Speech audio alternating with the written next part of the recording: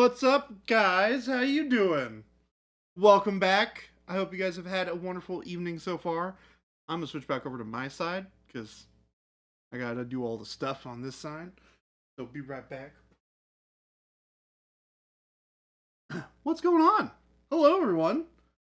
We got Source, Ghost Hunter, Rattlecan, Oso Flapjack Nickelsack, Iterator, Gates of Paint, Sarcastic Grandpa, nice, Mo, Wad Tomato, and General Ginkgo. Wow, holy crap, you've been here a year? Dang. Well, welcome, sir. Good to see you. Every Friday the 13th. Did I say evening? I don't know. You're not mom and dad. Did I say evening? Probably. What's up, Fugger? Okren, what's going on? Working and lurking? Nice. Got crazy for the end of the day. It's been a crazy day around here. We've been running around doing stuff all day. This is the first non-do stuff moment that I've had all day. Crazy. Hello.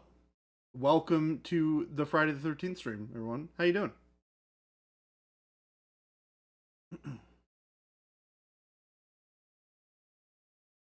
Did you say today?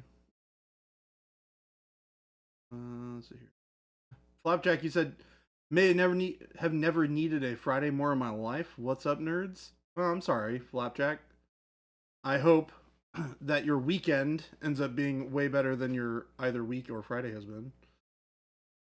So it's Freaky Friday? This is actually Jason. No, alas, I am not Jason. Jason and I are different people. However, we both have excellent taste in miniatures, and that is what I'm going to be working on here with you guys today. So, what's the plan? The plan is to not drop a whole bunch of minis, to paint these guys up. So we got to do the leather, which we're going to do some orange brown. And then we're going to do the guns, which I think I did in silver. Kind of hard to tell. Well, I might just do them in magnesium and then silver. So let me grab magnesium. And then we gotta get like a brown for the wood and do like burnt sienna. And then and then dark ivory for the helmets. The helmets. There we go. We're gonna do that. Maybe a little bit of like bright ivory on top of that. It's time to paint, folks. What's going on? What has everybody been doing today? How many out there sitting around working, having to keep yourselves busy while you're taking your turn through the slog of the day? Hopefully, it has not been too much of a slog. Things are getting all feisty towards the end of the holidays. Can't believe Christmas is like a week and a half away. It's crazy. I was talking to somebody at work here today, and they were like, yeah, we're doing this thing like a week before Christmas. And I was like, so next week? And she was like, what? And I was like, the week before Christmas is next week. She was like, oh, okay. General Ginkgo is enjoying your day off? Got painting done and some pictures? Ooh. Excellent. What's up, Rand? Good afternoon to you. Way ahead of you, sat here painting. Nice. Nice Friday off. Do you have the rest of the weekend off as well, General Ginkgo, or are you working? What's the plan?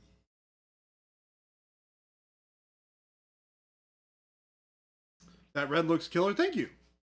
It is one color. The red will end up looking like this. So this is the kind of the finished product, right? That we're going for. So we have two of these guys that were done up like this. So this is the vibe. This is what we're going for.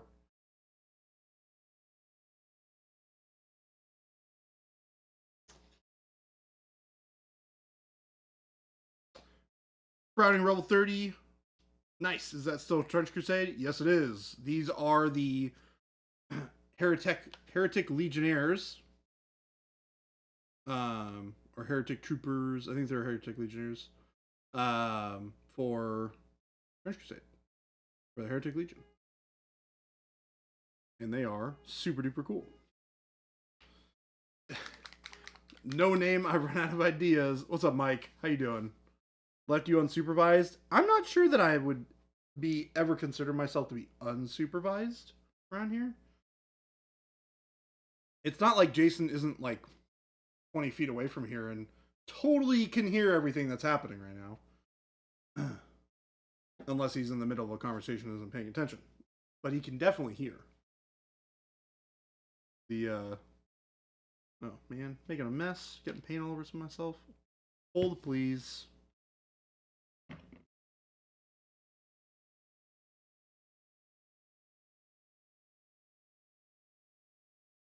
Okay, there we go.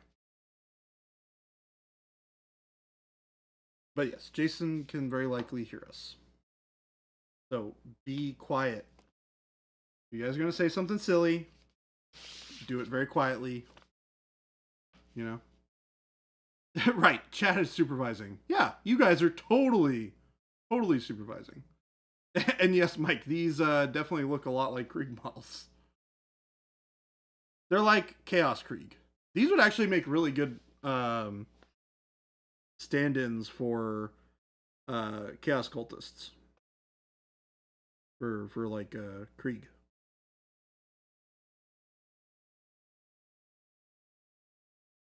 They definitely have that very similar sort of vibe to them.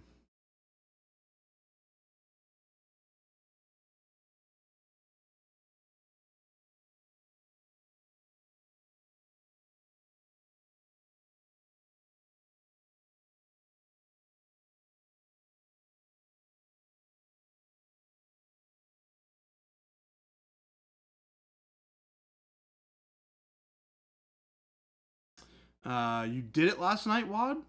Well, technically this morning. You hit buy on the computer parts? Oh, no. Oh, geez. You'll be in the PoE 2 action sometime this weekend? That's awesome. Congrats, Wad. I'm glad that you picked up a new computer. That's always super fun. New computer land is such an amazing place to be. It feels so good. You've got that, like, impervious armor against the... I don't know if this is going to run on my machine very well. You just don't care. You're just like, I'm going to throw everything at my machine because my machine can definitely handle it. I got a new machine probably two years ago. No, longer than that. I got it during COVID, so which was a terrible time to buy a computer, by the way. But I did buy one nonetheless, and that machine has lasted me a very long time. It's, you know, I definitely bought not quite top of the line, but pretty close to. I didn't invest super hard into my CPU because I wasn't playing a game that really needed a lot of CPU power. Although Path of Exile is a game that will rot your CPU, so having a good CPU is actually helpful for that kind of game. Although I think it's more GPU heavy in this iteration with PoE 2. It's hard to say. I haven't really looked at the specifications for it yet. But in general, it has been treating me very well. So I know how you feel. And I hope that your computer is freaking awesome.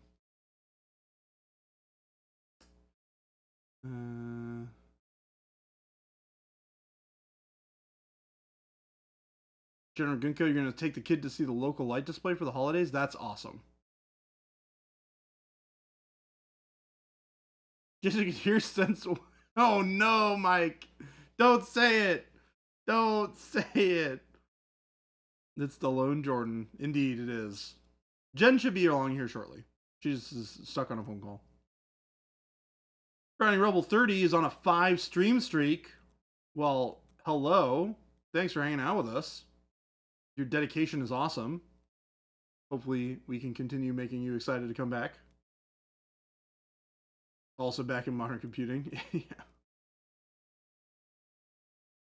Feels good until you didn't upgrade your graphics drivers so nothing displays when the turn. Yeah.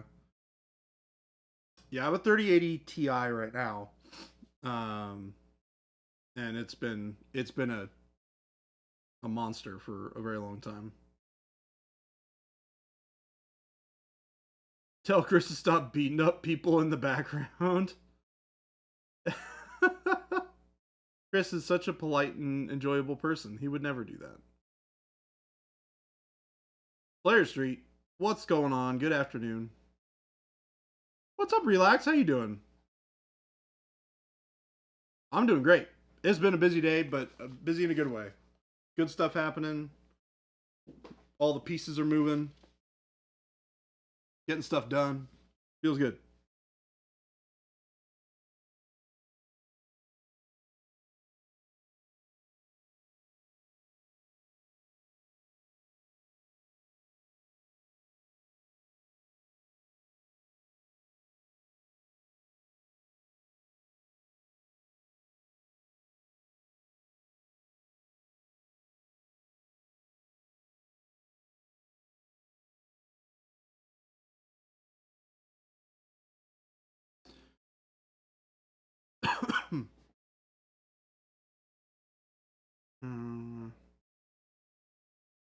Running a i5 6600K and a 1070 for a really long time.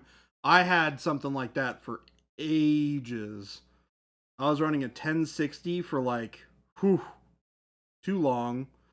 And I had, what was it? It was an Intel 3770K processor that I ran for probably 10 years. And I replaced with the computer that I bought 3 years ago. So that gives you an idea of like how long I'd had that thing.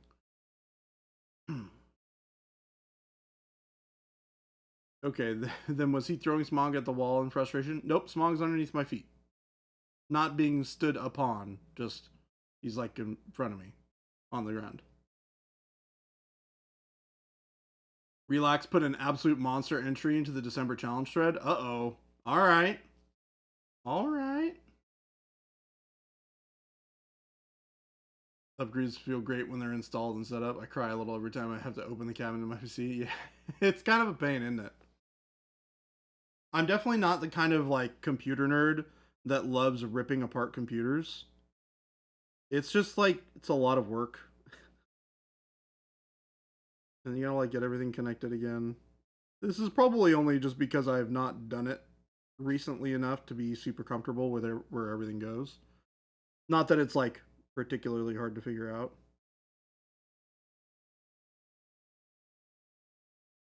Also, don't ever buy pre-built PCs. I can't recommend it. The last one I bought was a nightmare.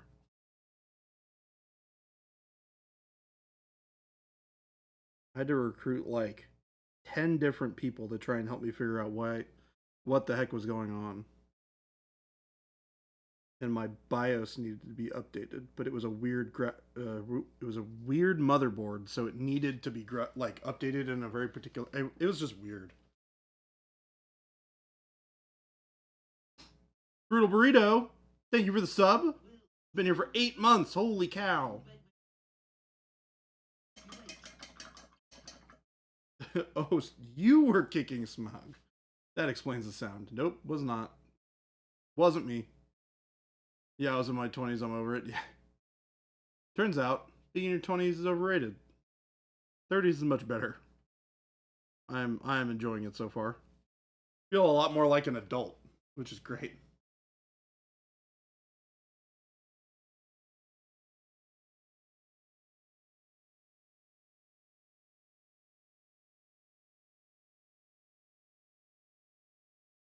Derpstick, no Jason today. He might be in a little bit later. He's in a meeting right now. You know, it's funny. I actually thought about that. I saw that last night. You're talking about the Elden Ring. What's it called? Night something. It's like a new kind of miniature version of the game or something with like it sounds like a procedurally generated version of Limgrave with like random stuff in it, which is interesting. I don't really know much about it. I just saw that there was an announcement about it, so I didn't read anything into the new game. Sounds like it's coming out this year though, which is cool. I'll have to ask him about it because I haven't gotten a chance to talk to him about it today. He just went from a Ryzen 3 and a 9080 Ti to a Ryzen 7700X and a 4070 Ti. Yeah, that's crazy. What a big upgrade. 30s are a lot like 20s, except you know more about what you're doing. True. That's the advice that made me feel a lot better about turning 30. It felt good. Yeah, it feels good.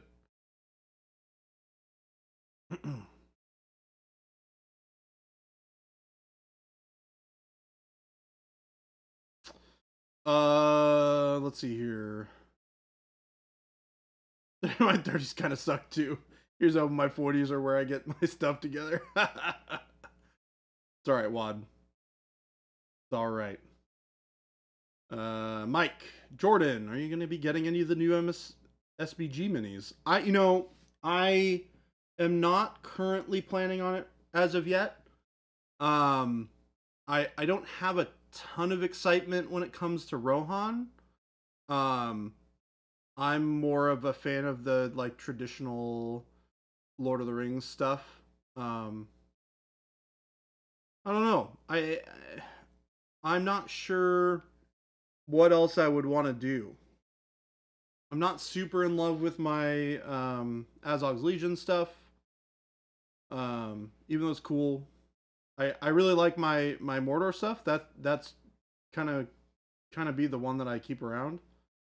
I've always really wanted to do Easterlings. Like the Emperor model is sick, and the Easterling models look really really nice together. Yeah, I mean, there's definitely some stuff, Mike, in those new models that intrigue me and would be fun to paint.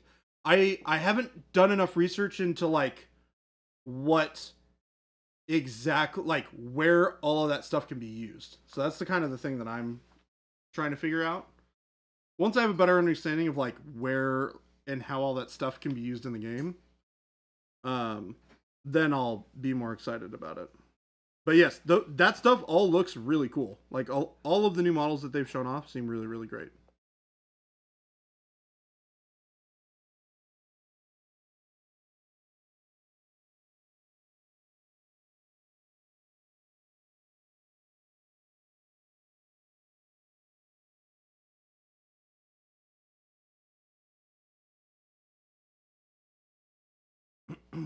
Okay. We're gonna do another test on this guy. I want to see how much that niche filter will impact all the colors that we've got on here. If I can get it to knock down to like where this guy is, that's great. But I'm not sure that this orange brown is the right color, so we're gonna have to figure that out. Cool, thanks. That filled up the blackboard again. Oh no. When you get your books, perhaps photos might be shared. Yeah, I mean, definitely let me know when you get the books, Mike. I'd love to hear more about kind of what's going on with the game. It is truly one of my favorite games to play. I think it is super duper fun. So B, I'm going to be nushing all of these guys. That's what I did with these versions, right? So these have all been nushed.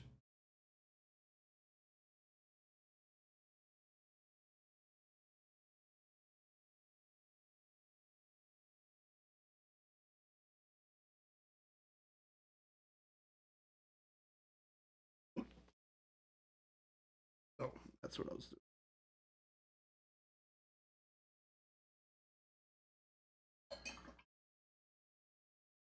I think I used Dark Flesh for the wood last time. I'm gonna do that again.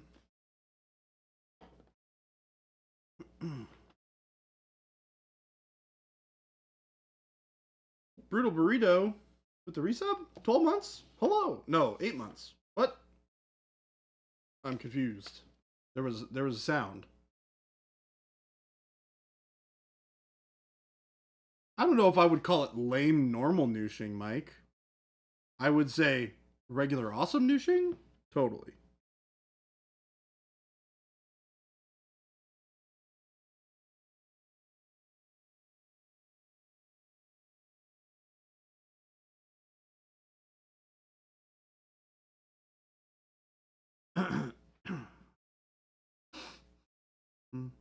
I'm gonna do handle.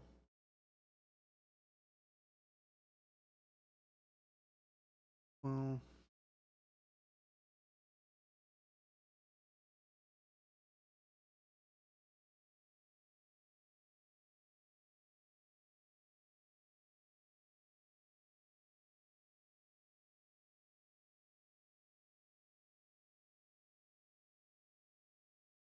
I think this is actually probably supposed to be black.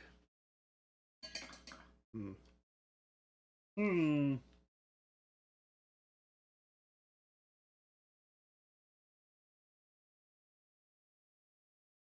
Let's see. What does this guy got? He's only got that brown. Like a brown black that I did on this guy's stuff.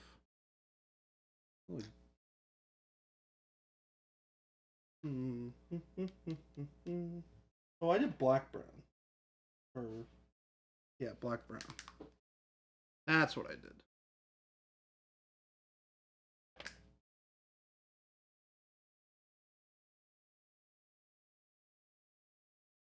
That's why it feels a little off. Are you gonna be wheeling in the bathtub of Noosh to dip models like Chris does? I mean, we haven't assembled the bathtub of Noosh yet. We've not done that quite yet. Perhaps in the future, though.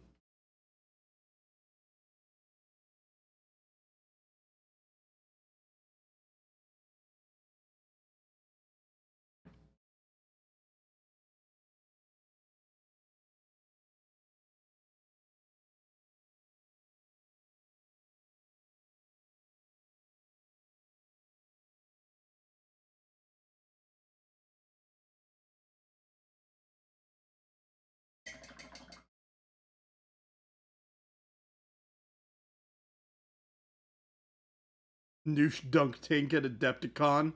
Oh my goodness, you guys are crazy. Also a great idea. That's awesome. Do we need to call CPS? Mom and Dad seem to be... They're not Mom and Dad.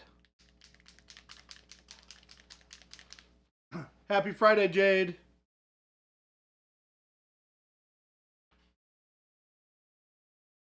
You channeling the great power of Friday the 13th?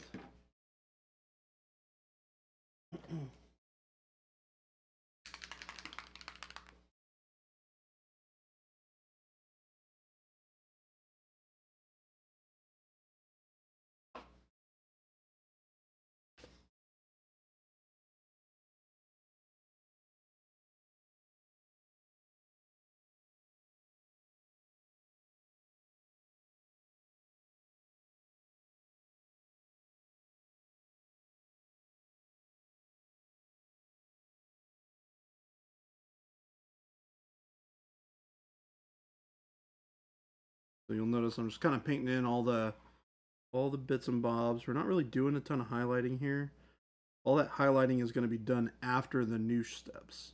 So we're going to get all these guys kind of done to that level, and then we're going to throw the noosh all over them. Although this guy I'm going to do as a test first to make sure that the color palette is all right. No, you don't need to make any adjustments on any of the colors. It should be pretty close. I'm not super duper worried about it.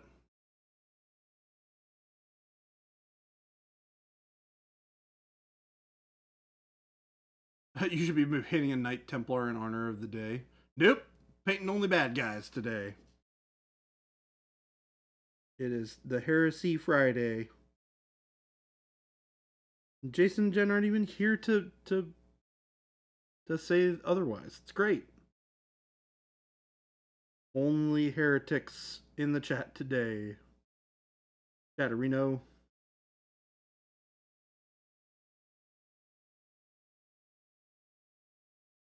Trust me, I'm sure that Jason would be overjoyed to be here. So I'm sure that he will try and swing in if he's got time.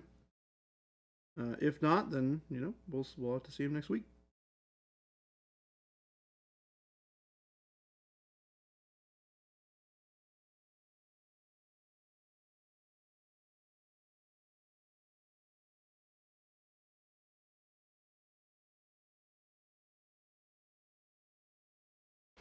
Nice noise. What's up, T. Schmidt? Don't take me with your heresy.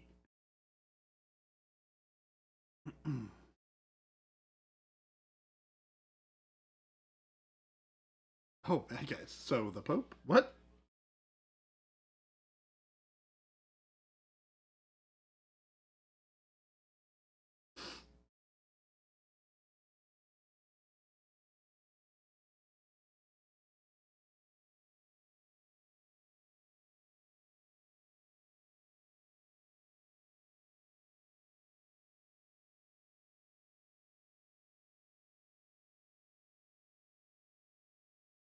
Uh-oh. Jade. Baby Jade, be on the lookout for a big box next week. Everybody should be covered. Oh, Jade, you are the best. You and Chuck are amazing. You guys really take care of us and make us delicious and not quite nutritious snacks, which is okay. Sometimes there are more important things than nutrition. And tasty and delicious morsels are definitely one of those times, especially when they're made by some fellow chat awesome people. Our friends who've shown up and hung out with us at shows. You guys are great. Thank you so much. You take care of us nerds. We try to. We try to.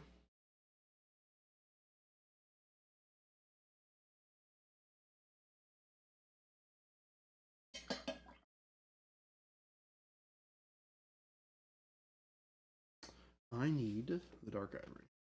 Made with love and lots of butter and sugar by Team Evil. Nice.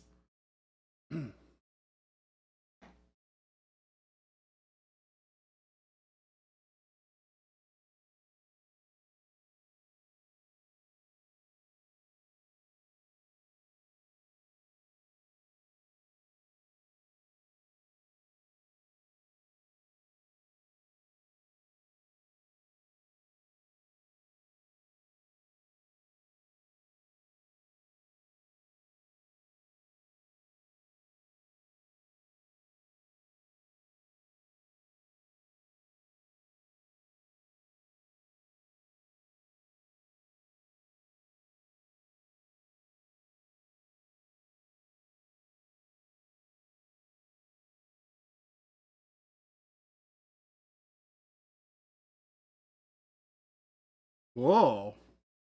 Intraventus rating. Holy cow. Lots of love. What's up, everybody? How are you guys doing? How you doing, Intraventus? Welcome, Raiders. How you guys doing today? How was stream? You have blast? What are you up to? That's a big raid. Welcome, Raiders. What's going on? Space Marine 2? Heck yeah. That game is rad. Were you doing campaign stuff or were you doing some PvP? What were you up to? Welcome, everybody. If you are new here and you have not heard of us before, we are Monument Hobbies.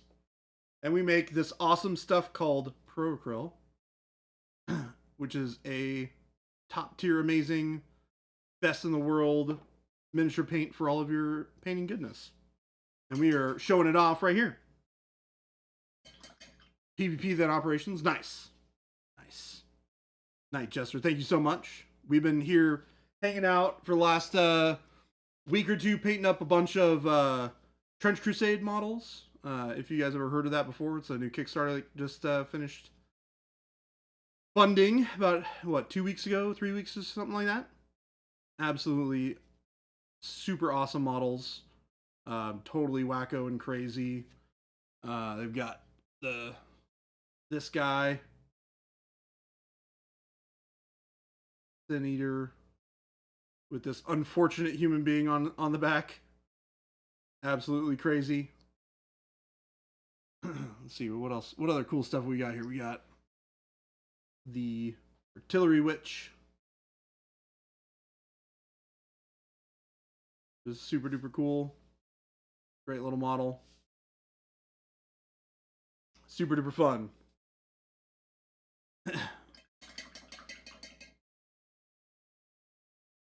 Your challenges have been accepted by many. We will exchange names after.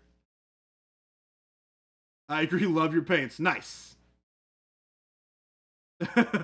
Cursed Katana Blade. Mike, Jordan, any idea when synthetic size 4s will be back on stock? I do not know. I unfortunately have not been in touch with that side of the building. I've been furiously at work getting stuff together on my end. If you are curious, I would shoot a message to support and ask. They will have some more information for you. Very well could just be an issue of they need to get some more brushes tested and QA'd so that you guys can get some more. So hopefully it won't take very long.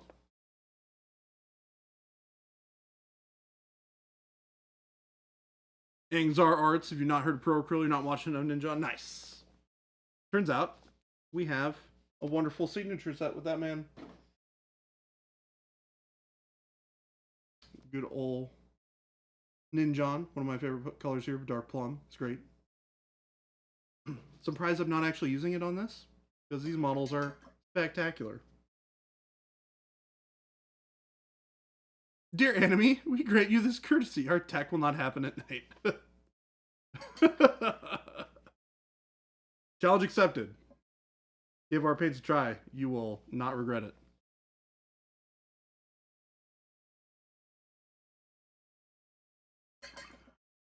The Hitchhiker.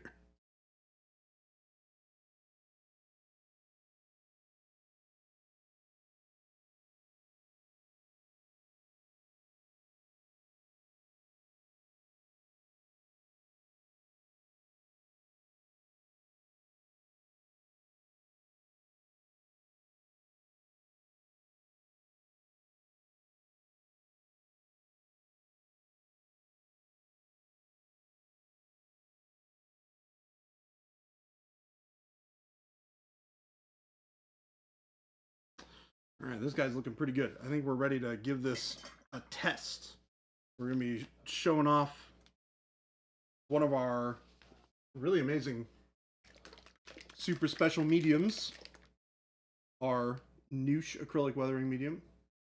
I can't believe it's not oil wash. We're going to dump a bunch of this stuff in here. Grab black.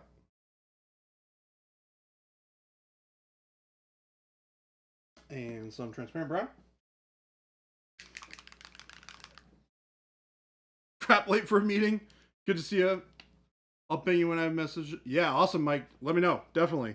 I'm excited to see what the deal is with all the new stuff going on.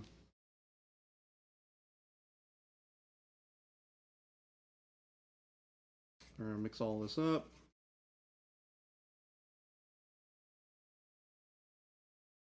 So this medium, so our Noosh medium, is designed to function much like a oil would mix. What's a good Noosh to paint ratio? So this is a good question. So obviously our Noosh product is basically a medium that you mix into any other paint, and it will make your paints function like, or very similarly to an oil paint. But it's all water based, so you can thin it down with water. You can apply it. You can remove it. Where is she? She had a call. Oh, so she's coming back. That's my understanding. Okay. Yeah, that's my understanding. Okay. Yeah, she put a message in before stream. Okay. So yeah, you thin it all down with water. You don't need any sort of mineral spirits or white spirits or anything like that. And the idea is you put it on your model, you create a filter, you do weathering with it, and then you can remove it with a soft absorbent sponge or towel or something like that. So that's what we're going to demonstrate here. To answer Synthetic's question, also say hello to Jason. We had a very nice raid from Intraventus. Well, hello, Intraventus. About 5 minutes ago. I heard it, but I was unfortunately having to book our booth for Gamma. Yeah, I saw that. They do the most ridiculous type of booth selection process, which is completely by fantasy draft. So you have to wait your turn and hope the booth you want is still left. So I watched 3 of the booths we wanted go away from the people right before me. Great. And I'm like... That's awesome. Anyway, there you go. That's my pain. They got a good booth, though, I guess. They shouldn't show you the options until you are ready to... Well, I mean, I'm smart enough to know that when they show me the map, I'm not going to get... Because they do it on tenure. Right. And we're still newish as a company. Yeah. And so all of the big companies, and because you're talking about board games and card manufacturers and everybody, it's not just it's not just miniature wargaming for Gamma, it's the industry trade show. And so all the big guys like Asmodee and the people that make Ticket to Ride and all that stuff, they have booths already. You know, fantasy flight games and stuff like that. So is WotC there? I don't think Wizards of the Coast goes. That's really interesting that they don't go. I don't think they go. They don't really have to. I suppose that's kind of true. You know? You're Wizards of the Coast. People buy your stuff. You don't have to go sit at a trade show for a weekend so that you say, hey, have you ever heard of us? You ever heard of Dungeons and Dragons and Magic the Gathering? Yeah, I suppose so. But to answer your question, Synthetic, you were asking about what a good ratio is for using Noosh when you mix it with your paint. My general recommendation... Use all of it. Yeah, you end up using quite a lot more than you would expect. Usually, 8 to 10 to 1, Jason, is kind of what we usually... That's what I say. Is like start out in that 8 to 1 kind of range, because it is something where you want to be, diluting heavily and then work backwards to get it exactly the way you want it, kind of thing. Yep. I think it's fair to say. And you can see here, I'm just throwing it on top of the model. I am not worried about getting it. I just want to get it in all the places.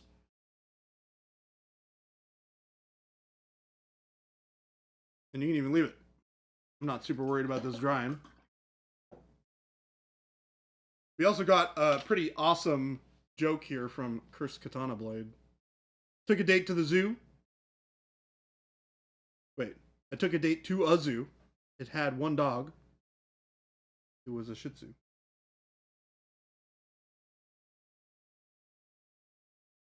I'm just going to quietly shake my head over here. Like the dog. Quietly shake my head. The one dog. I'm going to quietly shake my head. That is not allowed. We got him, Chris. That is not allowed. We got him, Chris. Not allowed. Not allowed. Oh, brutal burrito also not allowed. Uh-oh. Horrible. What brutal burrito do this time? Same thing. Oh, dang. Bunch of horrible people telling horrible jokes. Whoa. They're pretty spectacular We jokes. only do good jokes here, people. Have you heard half the jokes that we spit out? Hey, shush you. I'm trying to portray us as a upstanding joke facility. But we're not that. A purveyor of fine jokes, as it were. We're definitely not that. We are definitely a purveyor of fine jokes. What?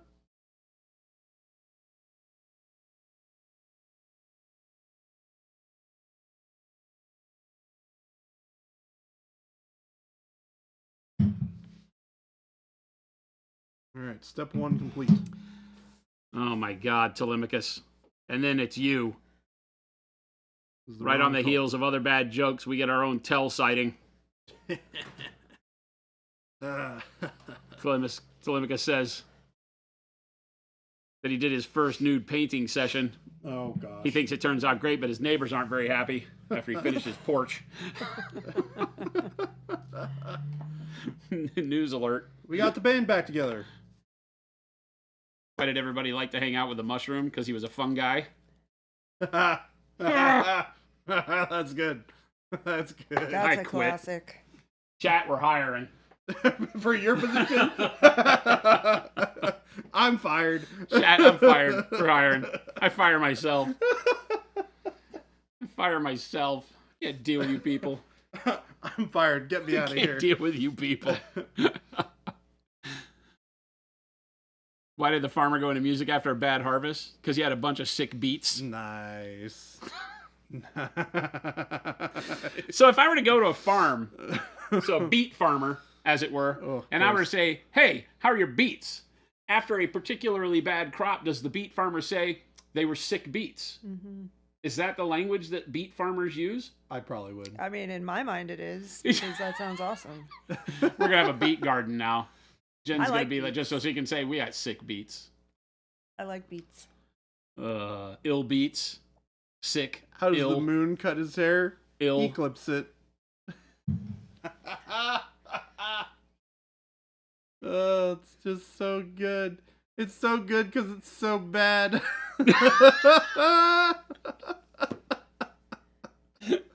It's horrible. This is horrible. These jokes are only good because they're bad. Please, It's my the beets. best. They are very sick. I am having very bad beets. Bears beats Battlestar Galactica. Whoa, whoa, whoa, whoa, whoa, whoa, whoa, whoa, whoa. Battlestar Galactica is excellent. S-tier quality media to consume. What? No one here is surprised. By my opinion, yeah, I know. I'm By very... your not understanding what that's from. Oh. It's a reference. Oh. Well.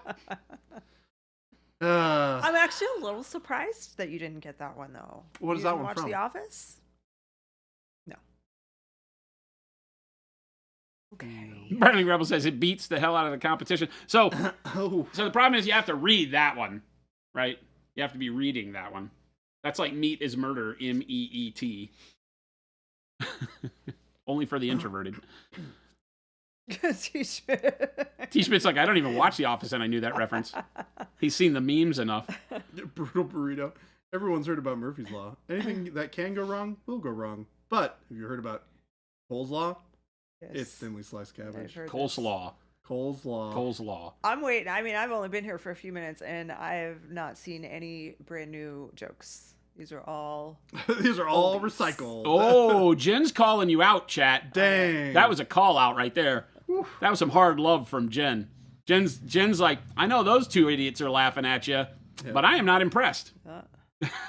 As somebody who hasn't watched The Office, I appreciate that Baby J hasn't watched The Office. Flapjack, don't empower this fool. I don't need any help. Believe me. Don't empower this fool. I'm good at digging the hole even deeper.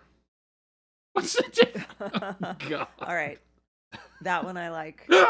A tire. I don't think I've seen that one. That's pretty good. Oh, you people. You people. Ugh. Are you guys painting or?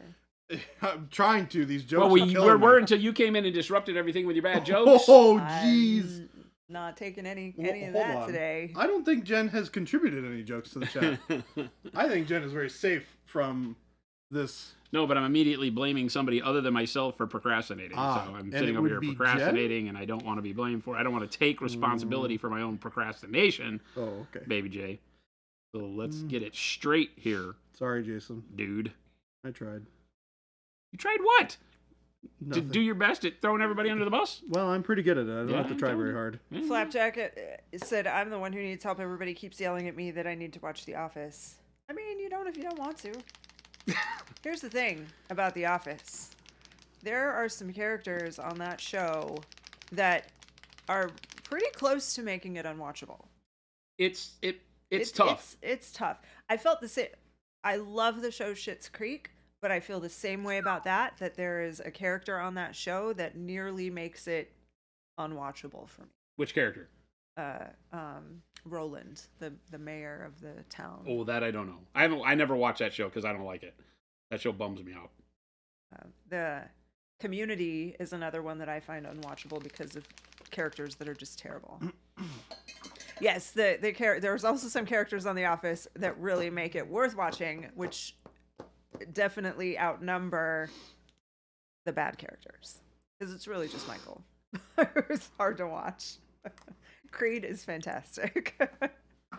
Parks and Rec is as close as I've ever gotten to one of those newer sitcoms that I feel like I don't really think there's anyone in it that makes me like, oh, I can't stand this show. That show, there is not a bad character on that show. Even everybody on it is great. Yeah. You said it was Parks and Rec? Parks and Rec. Mm-hmm. Yeah, it's a pretty amazing show. Terrible how Seinfeld terrible or Cringe terrible. They're just bad. I just don't like them. Like Michael Scott is cringe. Like he is just so it's frustrating. Yeah. Because like how could you get to that point? And it's just because it's so over the top of his which one's Michael Scott again? He's the guy, boss. the principal guy. He's Steve Carell. Oh, okay. In Schitt's Creek, it's because he just is so annoying. Like just so annoying. But then on Community, it was the Ken Jeong, I think is his name. He was like the Spanish teacher or something. Horrible. Could not stand watching. Parks and Rec is solid, especially starting at season 3. Remember 1 and 2 being rough. It did get a little bit of a slow start, but I think it's one of my favorites. Parks and Rec was the one that what's his face was on? Chris Pratt. Yeah, Chris Pratt. Yeah. Parks and Rec and Modern Family are the only recent sitcoms I've enjoyed. Modern Family is a good one too. I really like that show. I like Modern Family quite a bit. The teenage girl and the dad drive me bananas. I do not like the dumb dad. It's the same. Oh, he's a goofy dad. It's the same thing as you're saying about the guy from The Office. Yeah. Is that it's like, yeah, come on, dude. I don't think he's that bad, but he is definitely trying to be that stereotype of the embarrassing dad. Yeah, it pushes it a little far for me sometimes. Yeah. Ron Swanson was Ghost Hunter's hero. Ron Swanson's a great character.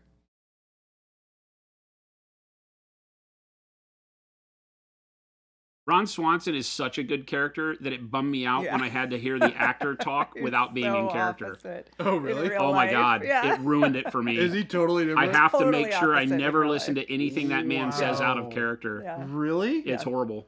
Yeah. Oh. What is he like in It's not character? horrible. It's not like he's a horrible human. It's No, that no, the no, no. character So is so opposite. different It's from him so different. that Like, he it is makes it like complete it's opposite. unfortunate that that kind of a role occurs, that you can't be yourself Yeah. and have people be like, oh, I thought you were Ron Swanson. Oh my gosh, and Angzar Art said, I want to like Ron Swanson because his actor is an amazing person, but I just can't do it. Yeah. So I think it's the opposite. You feel You're the opposite of me. Of how we feel. I can't No, and I listen think- to the real person because I can think- only think of how awesome Ron Swanson's character Yeah. is on the show, right? Because he's just it's so over the top in the direction of like grumpy old man. Yeah. Like I like him. He's married to The chick from Will and Grace. from Will and Grace, the one who played Karen. I can't remember her name, and who on Parks and Rec plays his psychotic ex-wife as a guest. Oh, is that true? She's a guest. Yeah, she has a recurring role as his absolutely. Thank you, Megan Mullally. Absolutely insane ex-wife. Oh, that's amazing. Who he keeps getting drawn back to because she just like sucks him. She's got this power over her. It's fantastic. It's so good. And yes, he is amazing. I think he's great. He's his woodworking stuff that he does is He does woodworking? he's a like Really? carpentry and That's woodworking, and so that part of the character is real. Huh. And the outdoorsiness, like Ron Swanson loves the outdoors, and I mean the show's been over for multiple years now, so I can say spoiler alert, he ends up being like a park ranger, and that just checked out. It was pretty legit, like something he probably would have done in real life. Yeah, and he was on Devs. That's right. We watched him on that too. On what? Devs, that show on, I think it was on Prime, maybe, the where he was like the he had this company that did I don't remember, he had that big statue of the little girl. Is that it was the like quantum his computer daughter. thing that went all Yeah. crazy? Yeah. The time travel quantum computer Yeah. nonsense. Yeah. Yep. I bet it must have been jarring to watch him in The Last of Us too. Oh, it's Hulu. You know Okay, what? yeah. That was one of the best episodes yeah, of that he was- entire thing. oh, he was or great. best episodes. Yeah, I he guess was great. were there multiple or just that It was one? amazing. Just the one that Just he that was one. in. Yep. It was a good episode. I'm not familiar with The Last of Us, but that episode was tremendous, and I That thought his was character in it very was pretty powerful. good. So as far as I'm aware, that was largely created for the show. Yeah, I don't- Because all you really get in the game, from what I understand, is a lot of just like dialogue between his character and Joel as they're like running from place to place. There's a little bit of like story stuff that happens as a part of that, which you get in the show, but like you don't get the whole backstory as a flashback in the show or in the game, which you do in the show. Like you get the whole enchilada, which is like the bulk of that episode. And you're Flapjack right, said, it is yeah, one of the best episodes of that said in the show. game it was almost entirely implied. Yeah. That part. Yeah. Yep. Yeah, journal entries and stuff like that. Yeah. OSB Payne said, Jason, is that transparent brown over the wood? If is. so, about how much did you thin it? I thinned it 1-to-1. Yeah, it doesn't look like you thinned it super heavily. I thinned it 1-to-1, so about 50%, water and such, because I want the rich browns on this guy because everything else is so desaturated on him. So I'm going with it a little bit more brown than I have with the other stuff, because I didn't go so brown on the Catherine wheel. Yeah, I like that. Garbear123 said, getting married on Friday the 13th is cool, but what month? Because the October wedding pretty much has it in the bag. But Monument Hobbies, what is your guys' stance on 3D printing Warhammer miniatures?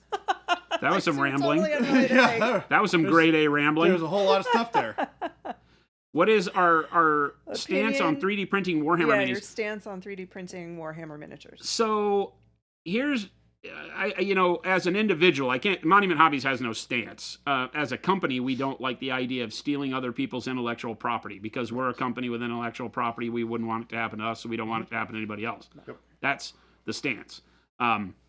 As an individual, I feel like if you're playing the game at home with your friends and you've got a model you want to print out and proxy it into the game to see how it works before you go full bore, I have no problem with that at all. If you, on the other hand, are 3D sculpting things that are Tyranid adjacent, so that, and you're leading the tribe of people that think the game is too expensive and down with the man, we're going to steal their IP and make it cheaper for people, I don't agree with that. I think for personal use, you have the right to do whatever you want. I have some 3D printed Marines. These, because Games Workshop does not make anything Primaris size or real beefy Marine size in like Mark II or Mark III armor, I have these that are 3D printed. Do I ever try to play them off as Games Workshop models? No. They have a lot of Games Workshop parts, actually. So, like guns and some of the backpacks on them and stuff, I've used Games Workshop bits. All the Blood Angel bits and things that I use are all Games Workshop bits on them. But I would never try to play them off as Games Workshop. This is just a personal project. I would never play this at a tournament or anything like that. But it's just a thing that I think is cool because they'll never offer this. So when I found these, I was like, oh yeah, it's Horus Heresy at Primaris scale, which feels better. So I would be a hypocrite to say, don't do what you want to do. But I do find it tiresome when I see the V for Vendetta wannabe crowd out there saying that, we have to teach them a lesson and, rip their IP off and try to sell it for less. And I'm like, you're profiting off of somebody else's hard work. You're completely exactly what V for Vendetta was against. So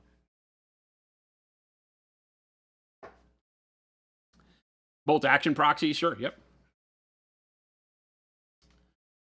Yeah, I don't mind any of it. I don't like people trying to make their money off of not having any creativity of their own, right? You've got places like Trench Crusade who have made some spectacular models that you could use like this as a dreadnought in 40K, but it's not a dreadnought, you know? It's their own thing. Now it's a big bipedal walking mech, but that's not, you know, new to GW or anything. But they've gone in their own direction, created their own rules, have a really cool IP and game. So, you know, but there are a lot of people out in the My Mini Factory world who are literally just robbing IP from other games and selling you STL files under the guise of it being something new when it's not. It's like Tau or it's Tyranids or whatever. So I'm not a fan of that. By the way, Jason, guess what I watched last night? What'd you watch? I'm curious to see if you have watched it too. Oh, the Amazon thing? Yes. Episode 5 is amazing. Yep. It is not as good as Astartes. No. But it's pretty good. I think it's done by the same guy. Yeah, I was about to say, I heard that the guy worked on it as well. So. Yeah, I heard it was at least done by the same guy. So the Amazon secret level stuff is out. I watched a bunch of them that some of them I didn't even care about, but I looked through them and said, what looks kind of gritty? Because some of them are based off of like Pac-Man, don't care. I watched the Armored Core one. I watched the Unreal Tournament one. I watched, obviously, the Games Workshop one. And I watched one other one. Oh, the Dungeons and Dragons one. And I felt like they were all very top-notch. Yeah. Browning says, follow-up question, then do you feel GW is too expensive? Full disclosure, you like GW miniatures and sculpts. Are they too expensive? So I don't think that's a fair question because we operate in a luxury industry. Nothing we have is necessary in miniature painting or building. And that's coming from the owner of a company that wants to sell you paint and miniatures to paint with. But I fully understand that we don't sell, medical goods, life-saving devices, or toilet paper, right? So things that you actually have to have. So it's kind of an unfair question to say, is it too expensive? It's what they need to charge to stay with the ability to produce it in their world. Could Monument Hobbies maybe make better miniatures cheaper? Sure, there's a lot of companies out there that have games where their miniatures don't cost $60 for 5 miniatures. But there's a lot of nuance to that, right? In the sense of business, you have to ask yourself, we talk about this around here behind the scenes a lot. You know, if you're looking at like say the squad of Terminators is 60 or $75 for 5 dudes. Yeah. That's a lot of money. But when you think about it in terms of the game, how many Terminators are you buying? Because they may not be selling it. That's why characters cost so much for Games Workshop. It's not that they cost so much to produce, it's that you'll only ever have one. Yep. And so they have to think, like if they make a particular Blood Angels captain that has a name, you can't have but one in your list. It's in the rules, you can't. So you're never going to have more than one miniature unless you're just painting one as a project and then buying one for your army maybe. So the price goes up based on the need for them by the public, because you still have to pay the same amount to produce it, but you can't get over what's called an MOQ. Like if I'm going to make a bunch of Dantes, how many Dantes am I going to sell worldwide versus Space Marine generic guy number 2? Space Marine generic guy number 2 is going to sell 50 million because you're going to have duplicates of them in your army. Dante, you're not going to sell 50 million. You're going to sell 50,000.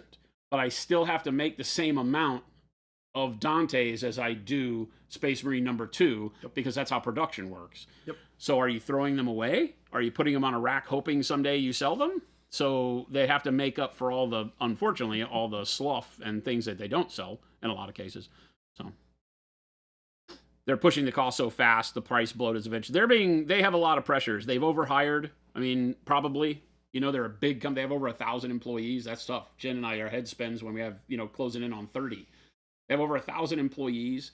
The amount of cost it takes to run an industry or a company with that many employees, just think about it, right? Like, can you imagine? It's just like, Jen runs all of our HR, onboarding, accounting, and all that stuff, and basically runs all of the business side of the business. And for 26, 27, 28 employees, you can't imagine how taxing that is there. And then you have 1,000. The cost per employee is extravagant, especially when you're a UK-based company. So I don't know. We would have to go sit in their board meeting and look at it. You can look at their tax returns, and they're doing pretty well. They're making profit, so good on them. I want their IP to stick around because I love the worlds that they've created. I would be on the side of saying I think they're pricing themselves too high. I think that they are having conversations maybe that say, oh, well, as long as people pay it, we'll continue to charge it. But I don't know. We're not inside those meetings. it's tough for us because how would I put it? I don't want to say we're a value-oriented company, but I think that's the best way to state it. We produce products at Monument Hobby that we would also buy, right? Yeah. So there's a lot of times where we don't release a product because I'm like, I wouldn't pay that much for it. I know what we have to charge for it, and I wouldn't pay that, so that we're not going to release that. A good example of that is the painting handles. The hobby holder. Yeah, we've wanted to make a hobby holder for years, but in order to make it the quality that I want and the design that I want, it's unaffordable. It maybe isn't. We would sell some because there are people out there where price isn't the object. But for the bulk of people that we think are our community, I would be like, that's too expensive. So we haven't released it until I can get it to where it's a better value. Not every company can act that way. Not every company wants to act that way. I don't know if it's good, bad, or indifferent. That's just the way it is. Barbara said that's a really good look on it. I was just curious because my cousin wanted a Titan, but I told him he'd probably get kicked out of the shop for it. I know the devs are kind of split on the topic. It's crazy, right? Yeah, it's, I get it. Some of the best models are the biggest, most expensive, big, stompy robot type things. I mean, I've got a resin Titan around here for Epic Imperialis. Well, it was for Titanicus. It was called Titanicus. Oh, yeah. Before there was Imperialis, it was Titanicus, and Titanicus is never going to add an Imperator Titan, but a company called Battle Bling makes an Imperator Titan. And it's their own design, but of course it's a rip, And I called him up and I said, that thing is amazing. Can you say it took 200 pieces for a model that's supposed to be in the Epic scale, which is 6mm. It's 200 pieces and stands like 18 inches tall. It's enormous, right? So it's going to dwarf everything on the battlefield in that game by a long shot. Really put that together. So like I said, I'd be a hypocrite if I said I didn't buy cool models, no matter who makes them. Or call people and say, hey, can I get one of those? That would be awesome to paint. So it is a tougher discussion than just yes or no. Plus export costs, since they don't manufacture in America anymore. Yeah, they tried to, and it never really took root. And especially as they move to full plastics, they would have to redo all the molds and everything and have them here, or they'd be shipping molds back and forth on a production schedule. And you can imagine how scary that would be if the molds for generic Primaris Space Marines got lost in a shipment. Oh, jeez. And then you had to recut molds. So yeah, there's a lot to take on about production and manufacturing that has costs that the consumer doesn't see when you read Reddit posts and stuff. Companies or people are like, it only costs 5 cents to make a Space Marine in plastic. And while the cost of the actual raw plastic may be down in that range, like a nickel or so for each Space Marine, that doesn't take into account the upfront costs of making the mold, the people that run the machines, the QA that goes into the making sure that the Space Marine you got is good, the IP, the artist you had to pay to make it, the sculptors who had to sculpt it, the entire staff that sells it and all of that. So I'm not justifying $50 for two guys or one guy in some cases, but the math is more complicated than this model costs X to produce. That's for sure. That's true of pretty much everything. Yeah. Sarcastic Grandpa said, being a newbie into the miniature painting world, is there a list of reputable sites to buy figures? Well, it just depends on what you like. Yep. I think that the list of reputable sites is way longer than the list of ones that are not. You're not going to just run into the disreputable sites, I don't think. It's I don't mean to come across like there are people out there that are trying to be shady. There are some. We always just refer to them as like Chinese and Russian recasters that will sell the exact same model and steal the picture off of Games Workshop's site and try to sell it at like a third the price. And then when you get it, it's made out of monkey butt resin and is a horrible model. So that's a scam. Those I would stay away from. I would not buy from anybody. If you're buying GW models, buy from GW or a local retailer that sells GW stuff. That's the way to support that. And local retailers have the ability to discount like 10 or 15% off of retail. So, it helps. But really, that's a rule of cool. Like, what models are you looking for? I generally, when I find something new, I go to the manufacturer's website if they have one, and then I try to find who their network of distributors are and buy from a local store or have a local store order it. If I can't do that, order from the manufacturer direct. That's generally how this world works. But there's a lot. I mean, that's something that everyone should consider. Not just in miniatures or in hobby sites. Is like if you go on Amazon and you don't need to buy on Amazon, see if that seller has their own direct website. If there's a manufacturer like us, we have a store locator on our website. Yeah. We love it when you buy from your local stores. because that supports their business too. Yeah, and like Panic Bomb says, if you're not out there specifically looking for scam recast sites, they're not just going to show up. Yeah. So I feel comfortable. The only thing I worry about is stuff like on eBay where somebody lists it, it's a janky listing. That's kind of a trust your gut. Like, hey, that model should be $100 from GW, $80 if I buy it from a retailer, and I'm seeing it for $30. Yeah. And they're saying brand new in box. Yeah. Might see it for 60. If it seems, it's like my grandma always said, if it seems too good to be true, it is. And it's no different in our industry. Yeah. You'll get a recast. You know, I bought a Warhound Titan that was supposedly a real resin Warhound Titan. It was not. It was a Chinese recast, you know, and they had actually gone so far as to print out a piece of paper that looked like the Forge World certificate, but it was on stupid cheap paper without the purity seal. So I've seen it all, but you know, I don't think you have to worry about that. Just go with your gut, you know, and especially when it's in the world of art. So there's the side of me as a miniature painter that I'm like, I see something and I want to buy it. We have Artel W miniatures here. It could be argued that Artel W, they're a Russian, Ukrainian, Croatian type site that everybody in those countries just got mad at me for reading them off as if they're all the same. But they're an Eastern European manufacturer of really cool resin that they create on their own, sculpt on their own, but is largely, you know, what would you call it? Wish.com Games Workshop. I mean, I wouldn't even necessarily call it Wish.com from a quality perspective. It is just you like the model of the lion, then try this one of the leopard. Yeah, right, exactly. But they've done it completely different, and they've created a look of a model that I'm like, that rules. Like I have a Sanguinius. The Sanguinius, yeah. I have Sanguinius that I don't remember what they called it, you know, the Blood Archon or something, but it's of Sanguinius, and it rules. It is the best Sanguinius model ever made. It's so good. So I understand the problem it creates for consumers, because you're like, when is Games Workshop going to make a Sanguinius model that doesn't look like Bill Nye the Science Guy with bad wings, right? And the answer is, who knows? Never. Yeah. So there's this amazing model that I can get and paint live on stream. And I always struggle with the fact that when I put it on stream, is that going to create a lot of sales for a ripped IP from a company that's doing it? We stopped painting a Ninja Turtle model because it's made by a company called 3DS Studios or something like that, again, in Eastern Europe, who has zero licensing for the stuff that he makes. He makes amazing models.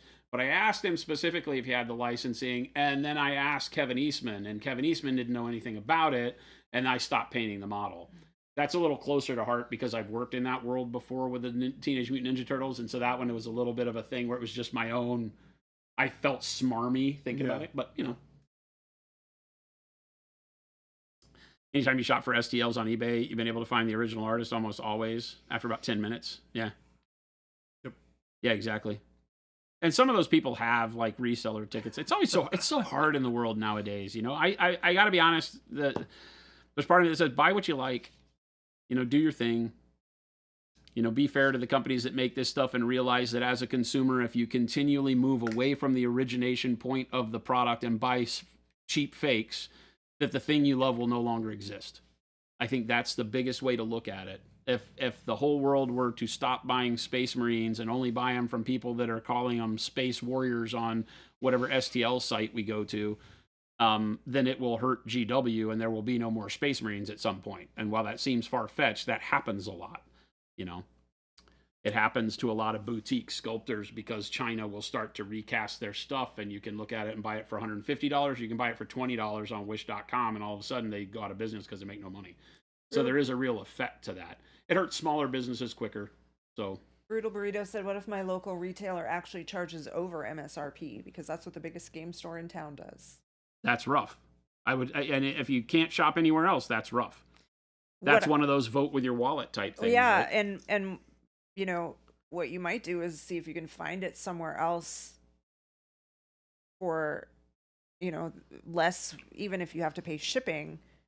If it comes out less with the shipping, then yeah, that local store might lose your business. It seems crazy to me when, you know, you hear about a store charging over. We've had people charge over for our stuff, and I'm like, that doesn't seem like the right thing to do. That's not gonna fly. I mean, I can't stop you because that's collusion. You know, that I can't fair market practice. I can't tell people what to sell it at. Yeah, you might ask them. Face Smasher said sometimes if you call them out, they'll drop the price too, at least for your purchase. go in and ask them, like, why is this? I know I can buy this on the website for whatever. MSRP It's like, is not. I can buy this directly from Games Workshop for less than what you're charging me in the store. Now, there is a conversation I had with a store once that I thought was very valuable to go through the thing, because that store had a tremendous gaming area, did tremendous stuff for the culture in their locale with offering gaming and gaming nights and painting tutorials and all that. And so at the end of the day, they were like, we charge a premium on the products rather than charging people to come in and, you know, play on the tables and have a charge for walking in the door.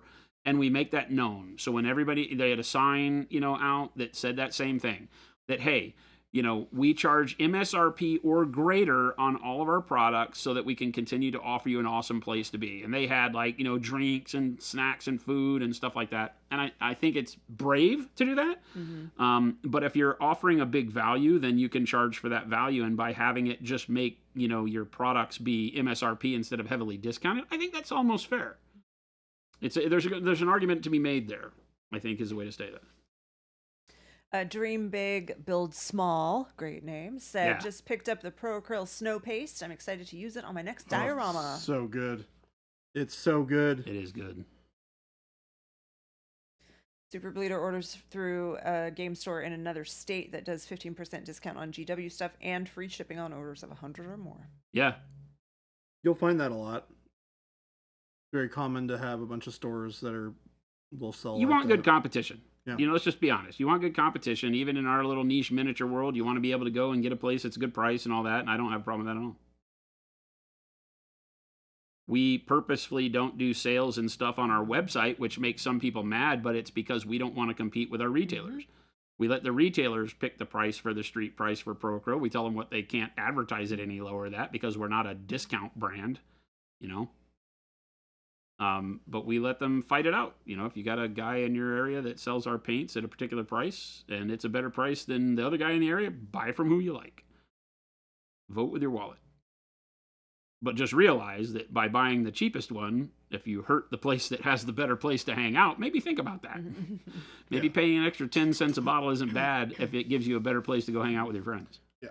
The having a place to go hang out with your friends has value. Oh, tremendously. And that value can come from a lot of different places within that company. It can come from, I don't know, a subscription service to the store.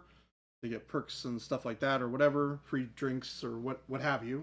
I've seen it implemented in many, many, many different forms. Or it can come from price increases, like what Jason's talking about. But understanding that they are doing that because they are providing additional values beyond just you being able to go into the store and buy stuff is important to understand. That's a good color. Fishman said, yeah, please buy from the store you play at. Oh, yeah, 100%. For sure. I mean, that's your community right there. Yeah. Panic Bomb said, my FLGS charge is over, but they also put stuff on 30% and more off sales. Currently 30% off on Scaventide. They're also the only store that stocks Pro Acryl. Roadside Miniatures said, I think I've already said this, but I've started working on my construction crew themed Dwarf Guild's army. I'm really happy with how the test model is coming out. Nice. Portal said, since COVID, my game store is just a warehouse. There's no place to hang out anymore. Bummer. That sucks.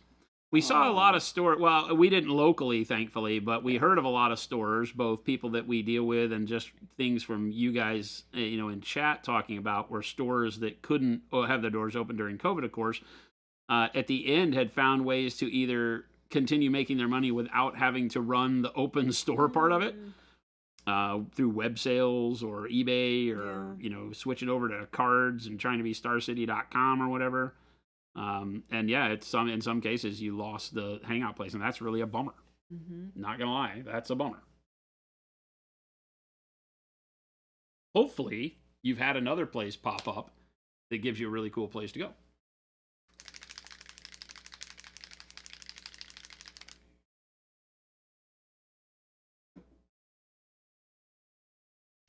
Oh, there's no place to hang out anymore. You didn't get another store. Oof. Wolfen, yes, Trench Crusade. Jordan is painting his Heretic Legion, and I am painting up some Pilgrims. Oh yeah, just to have air conditioning running, like in a place like Arizona in the summer. That's so expensive. To be able to have a store that has AC running and tables for you to play on with lots of painted terrain that's really cool that you don't have to pay for. That's incredible. People around here laugh at me because I am like obsessive about turning lights off. Like you got to turn the light off when you leave a room. Yeah. There's no need to be lighting up this room and paying for that extra electricity. I'm always I'm gonna start saying that. Why I'm the like, lights off? I'm gonna start saying, all right, we're gonna have to charge people more for paint if you guys don't turn the lights off. Not a joke. There's a reality to that. I was just talking about it, I think with Shannon the other. Because Ain't Shannon nothing came free. in when I was making soap, and I had the water running in the sink, but I wasn't standing right there. I was rinsing out a tub, and I was like, I don't know, a few feet away. And so she walked by and she came in and turned the water off. I'm like, oh, I'm like, that's me.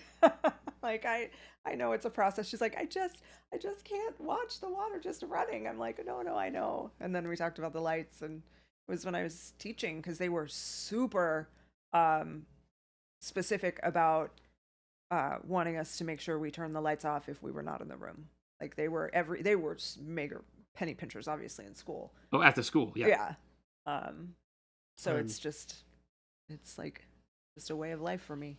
I've definitely been a lot more on top of making sure lights and stuff are all turned off, especially during the summertime around here. Oh yeah, because your electric doubles. Yeah. Oh, it's crazy. It's absolutely crazy. Unfortunately, the lights won't help much in that situation, because the only reason your electric doubles is because air conditioning. Yeah. But still, anything helps.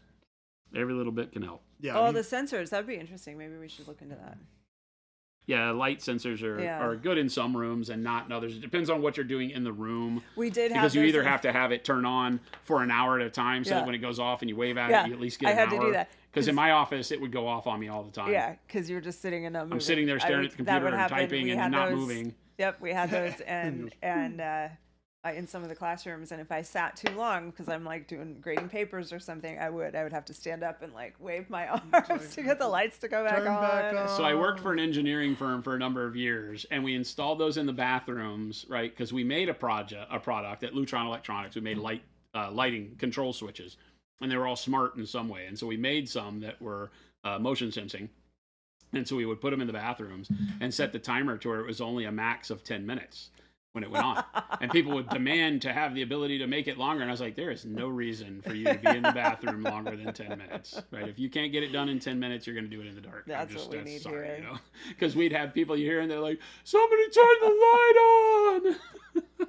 I always had the question with those, like, why wouldn't you design it in such a way that it registers when you walk into a room, and then it registers when you walk out, because you can calculate like how many people are in the room by how many like entrances and exits that you have. Because businesses don't want to have to pay people to sit and poop for 20 minutes, Jordan. Well, I'm not saying that we should do that in the bathrooms. I just mean in general. Well, it can never know how many people come in. Only travel sensors would do that, and those are easy to bork. So you can't know. You can know how many times it tripped, but I could trip it 6 times. Is that 6 people in the bathroom? Sure. So yeah, it just doesn't work that way.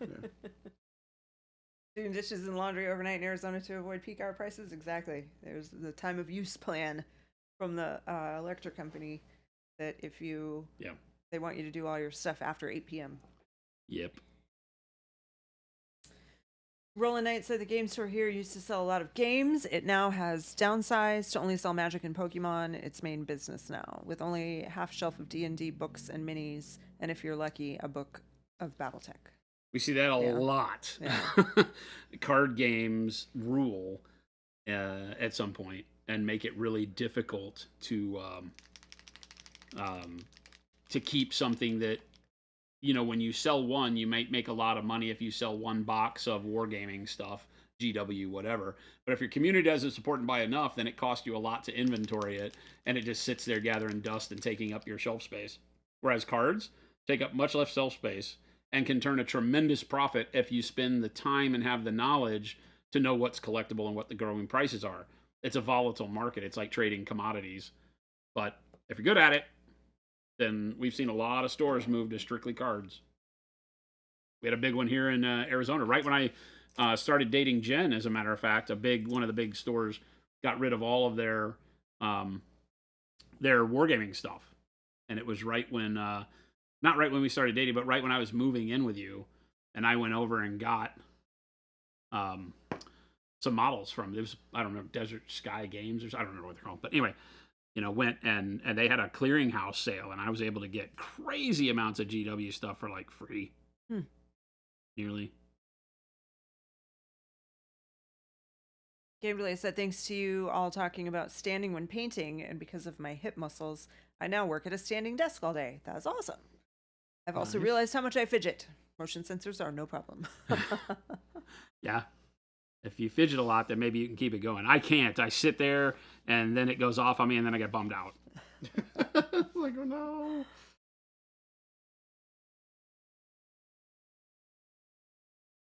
Should be the reminder to stand up and walk around. Also true. Because sitting, terrible.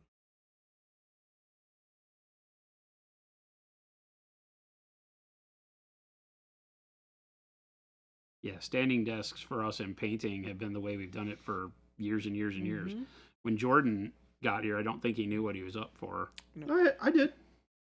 I just hadn't done it in a long time. Because remember, I used to have a standing desk at Privateer. Oh, okay. While I was there. I just hadn't done it since, I don't know, would have been 2 or 3 years since I had the standing desk. So I was definitely just not used to it. But you get used to being on your feet for a couple hours painting. It's not so bad. Not so bad. Bold Power Red. Mixing a little bit of Bold Power Red here and some Dark Warm Flush for this pale highlight on the armor.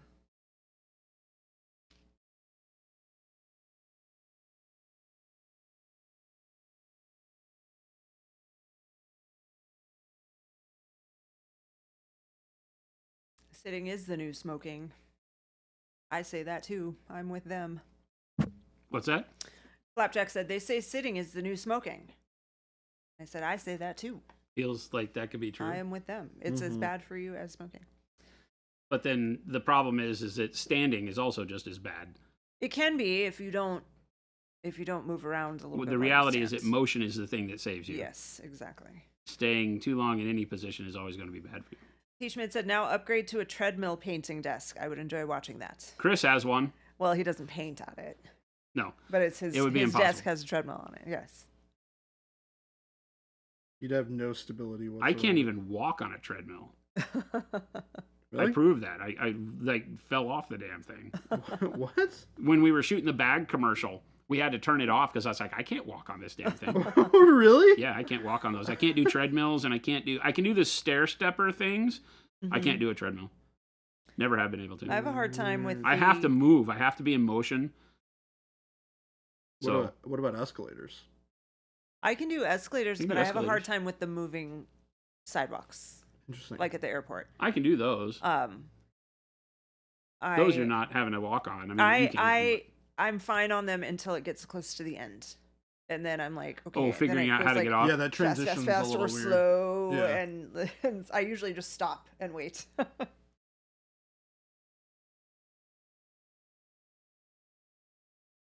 The anxiety of what to do at the end of the automated walkway. Yeah. Sorry, I never have to use those because at Phoenix Airport they're always broken. That's so true. True words have never been spoken. It doesn't matter. Really? Half of it work, they're, and the other half they're doesn't. broken Never so once often. seen it broken, and I've been to the airport hundreds of times. It's always. I've never seen it work the whole way. That's so funny. It's divided into 2 pieces, and now they have the whole Skyway for American. They have that whole Skyway shut half down because now they're adding an automated walkway to the coming in part that never had one. Yeah. There was only one for the people leaving the airport, not one for coming in, which never made sense. And the one that was coming in was like divided into 2 pieces, and only one half of it ever worked. Yeah, it's a disaster. I've definitely seen it broken down more times than I have seen it not broken down. Yeah, it's horrible. And I travel a decent amount. You take red-eye flights so I can run on the moving sidewalks.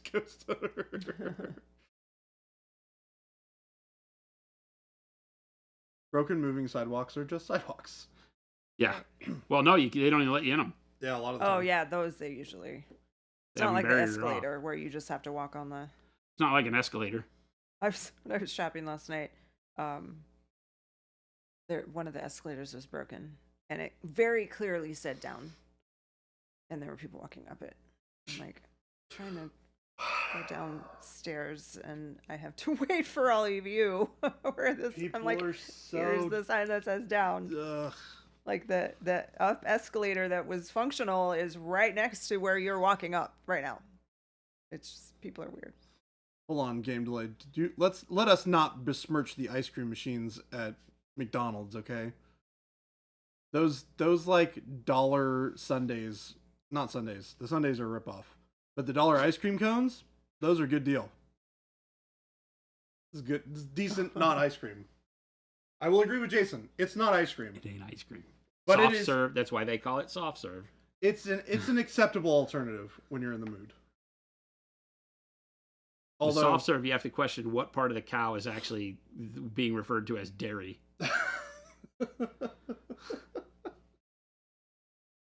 It's not milk. They're allowed to fix the ice cream machines now, I thought. Somebody in here, we had somebody that was not close to the problem, but understood the problem, and they said that it was the contracting company. They only had a single provider of service for those machines, and that company was having service problems, and that's why they were all down. Because they didn't have multiple people they could reach out to. They had like an exclusive contract with somebody to do it. So it wasn't McDonald's. Do the McDonald's ice cream machines ever work? I have not run into an issue of them not working in a very long time. Unless it's really late and they're like getting ready to close and they're in the process of cleaning it and they're like, we're not making ice Is that what it was, Flapjack? A right to repair? Like it was the manufacturer said that if you touched it, it was out of warranty or something, so they couldn't fix it themselves. They had to wait for somebody. I remember it being something silly like that. They won the right to repair the ice cream machines themselves in court. It was a great day for right to repair, but then again, it was McDonald's, so meh. I mean, yeah, Fun I get fact, soft serve is superior to ice cream. That's Phil. Whoa, Philip. That's them. That's them Phil. be some words. Phil's facts. There are so many considerations in that statement that I can't agree with it. So first off, you spelled facts wrong, because anytime it comes from Phil, it has to be Phil's facts, and facts has to be spelled PH as well, because they're facts. Phil's facts. They're facts. Phil is the first person to walk through the office. He goes, fact is that's da da da da da da da da. And I go, really? He goes, no, I just made that up. Yeah. And then he just walks off. That's Phil. Philip also said that he Fun facts with Phil. He said don't. Or he said Henry Cavill is his cousin, but don't fact check that. So. Yeah. Yeah. Don't PH. That's a don't a Phil PHACT that. Yeah. Don't fact check that. No, Now that's branding. Yeah. Yeah. Phil's fun facts. Fun facts with Phil. Fun facts with Phil. This needs to be. We should have a new an video episode. We series. should have a spot in the show where we go, oh, and now it's time for fun facts with Phil. And then we just cut over to Phil, and Phil in a chair, and he goes, did you know that Oh my soft gosh. serve is superior to Okay. ice cream in every way? And then we Gabe, just turn it put off it and on he the leaves. whiteboard. Philip, put it on your calendar. This is Fun happening. facts with Phil. This He is just gonna- comes this in, is says something random, and then 2025's. leaves so that we can't question him Yes. about it. We need a graphic as well for him, something flashy that Fridays when fun Phil comes facts in. with Phil. Yep. All right, Phil. Finding It's Phil. happening. Finding Start Phil. compiling your facts. Where's Phil? If you really want to annoy everyone, call it Fun Facts with Phil. PHUNPHACTS with FIL. FIL. We also need to do it on a PHI day. Oh, yeah, there has to be a Pinocchio Yes, scale that we alright. rate all of his facts on. This fact rates on a scale of 1 to 5 Pinocchios. It's so good. No, it's not Pinocchios, it's Finocchios. Friday's Phil Pinocchios. Facts. Fun Facts with Phil Friday. Phil wants his own sticker. I'll give that 2 out of 5. Did anyone know this? I didn't know this. What's that? Philip wants his own sticker. It'll be He a said fun he fact, wanted a new guy with Phil fun fact sticker with for a Phil. long time. Don McLean singing Christmas carols. Ouch. Should stick to American Pie. Yeesh. American Pie is a good one, though. I have seen that. Jen. Of course he has. I got Jen with that one. You guys all heard that, right? Bud, you heard that, right? Bud. He hasn't seen any good movies, but he's seen American Pie. No, I've seen terrible movies. I have seen absolutely terrible movies. That's not my concern here. My concern here is that we are not talking about the movie American Pie. We are talking about the classic song. This has nothing to do with the movie other than they share a name. Oh, jeez. The song has nothing to do with actual pie or Bandcamp. Oh, Jen. Oh, that was really good. I'm sorry. Whew. Oh. Too good. Too you dirty bird. Oh, gosh. Okay. See what I have to deal with around here, Chet? See what I have to 10 do out with? of 10. 10. Yeah, the Sing by Madonna. Such a... Jordan is fired again. I mean, Madonna did a remake of it, which is its own thing. Madonna's version of American Pie is Grease 2, in my opinion. I like it, but it is widely looked down upon. Is Jordan fired again? I don't know, maybe. What am I not fired?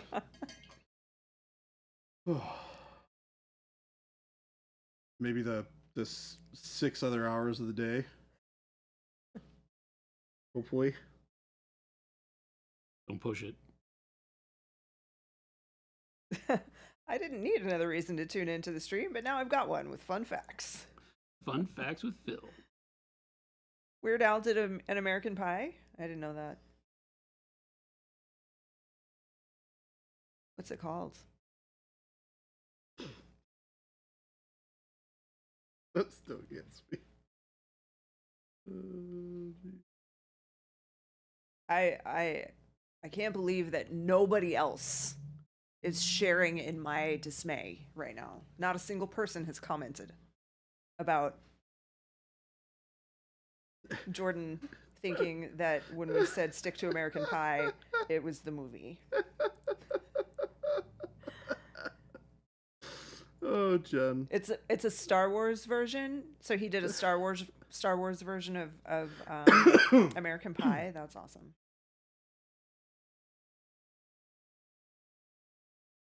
I'm Googling this right now because I like Weird Al.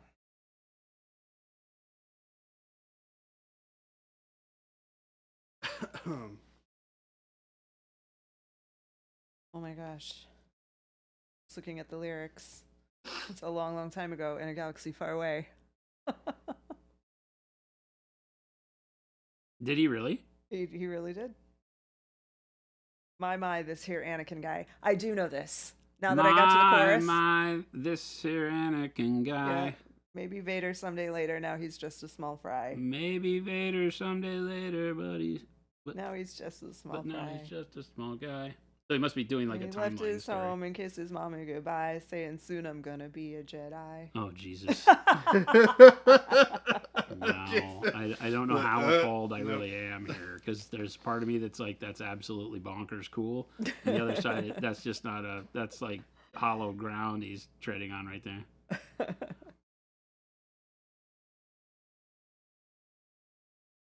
Flapjack, you caught it immediately, and we're kind of stun-locked about that part of it.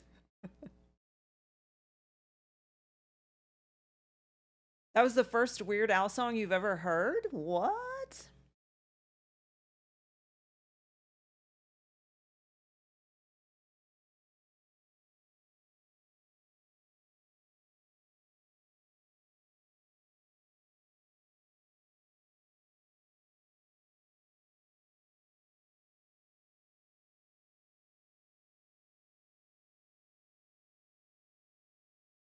Oh, Houdini 7. Houdini 7 said, maybe if you sang the song for us. And then I think when we were singing, he said, okay, maybe not. Rough. I will tell you that Jason is a fantastic singer. I do not include myself in that, but I also back away from the microphone. Bigger Dr. Demento fan than Weird Al. Dr. Demento was great too. But I love Weird Al.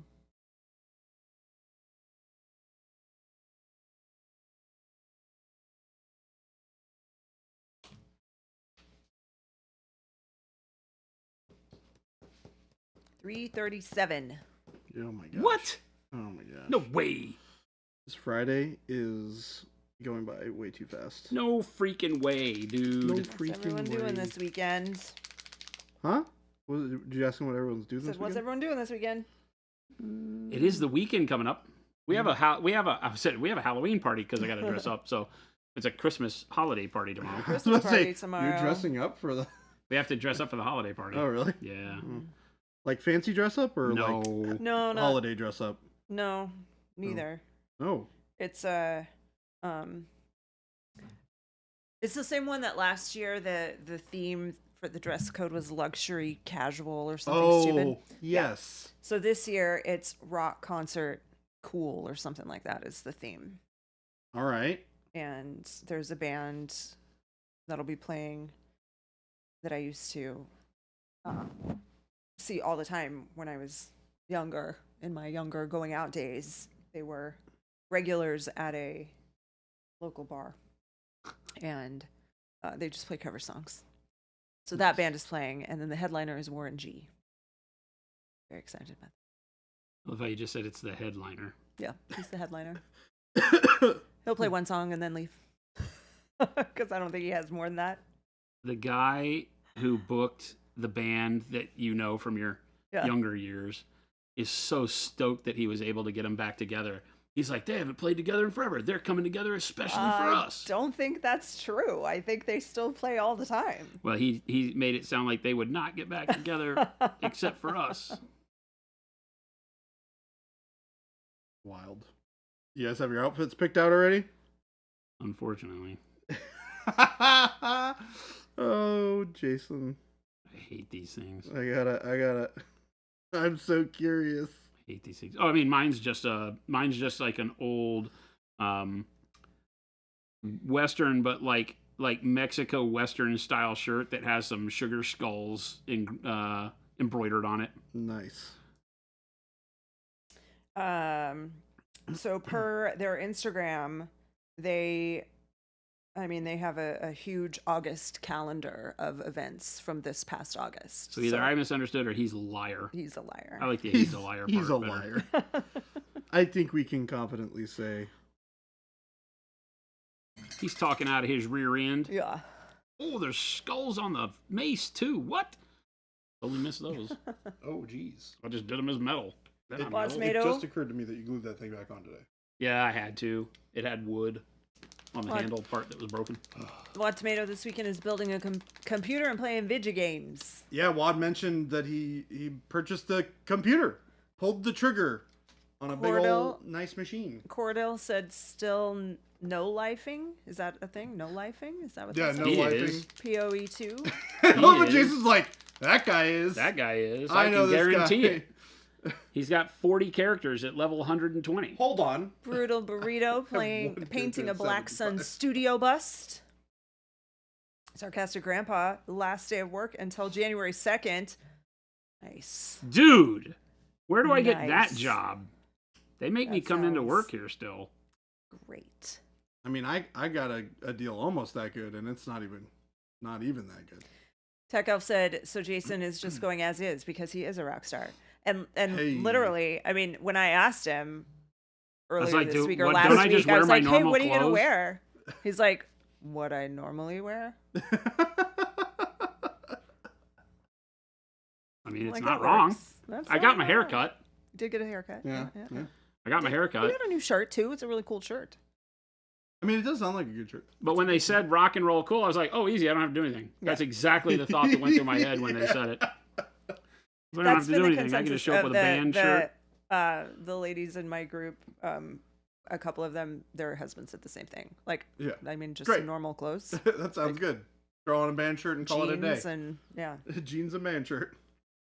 I swear to God, I hope that's what it is, and not a bunch of people trying to dress up like Motley Crue. I'm going to laugh in their faces. There will be people who are dressed up like Motley 100% Crue. you're gonna have I that guarantee it. Based on last year when people dressed up in the circus theme, I'm sure there will be people dressed like Motley Crue. Oh, there will, 100%. Yeah. There will be wigs. There will be mullets. There's going to be some spandex, I bet, from people that you might not want to see in spandex, but it's going to happen. That's always how You it just works. need to be ready for it. Just got to be ready for it. This is our lives, Chad. This is what, tomorrow, right? Tomorrow. Yeah. This is our lives. Rattlecan, we are going to that special party that always has a band. I don't know that we've talked about it much. I also have a friend who goes every year and has for many, many years. And hers is different, but I'm sure I've talked about that one, how I like to always guess. Yes, you guess that one every yeah, year, right? I guess it every year because it's always the same type of genre, like a rap hip hop from the same era. And you've had it. And there's only a handful of 12 those. years in a row or something. I have right? not gone. No, Oh, but I've you've gotten it. Yes, I've correct, guessed it yeah. right every time. Yes. I'm very well versed in the. She got it right even the first year when she didn't know what to expect. No, I Didn't haven't you? been guessing the whole time, I don't think. Maybe I have. I don't know. It's been a long time. But from what it's I been a long understand. time, and I've loved every single. This year, I didn't care. This year, it was CNC Music Factory, and I was like, nah, I don't care about that one. Every other year, I've wanted to go. I'm like, I wish I could go with you. It's almost. No one else will appreciate it as much as me. You are probably one of the few people that would appreciate The that CNC whole Music thing. Factory, dun, dun, dun, dun, dun. Yes, that's like their main song. Gonna make you sweat.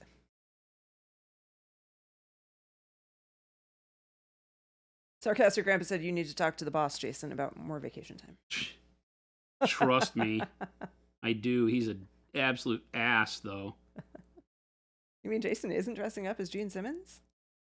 I Dude, Gene if Simmons on a normal day. If I was not like 50 pounds overweight and could pull that off, I would do it.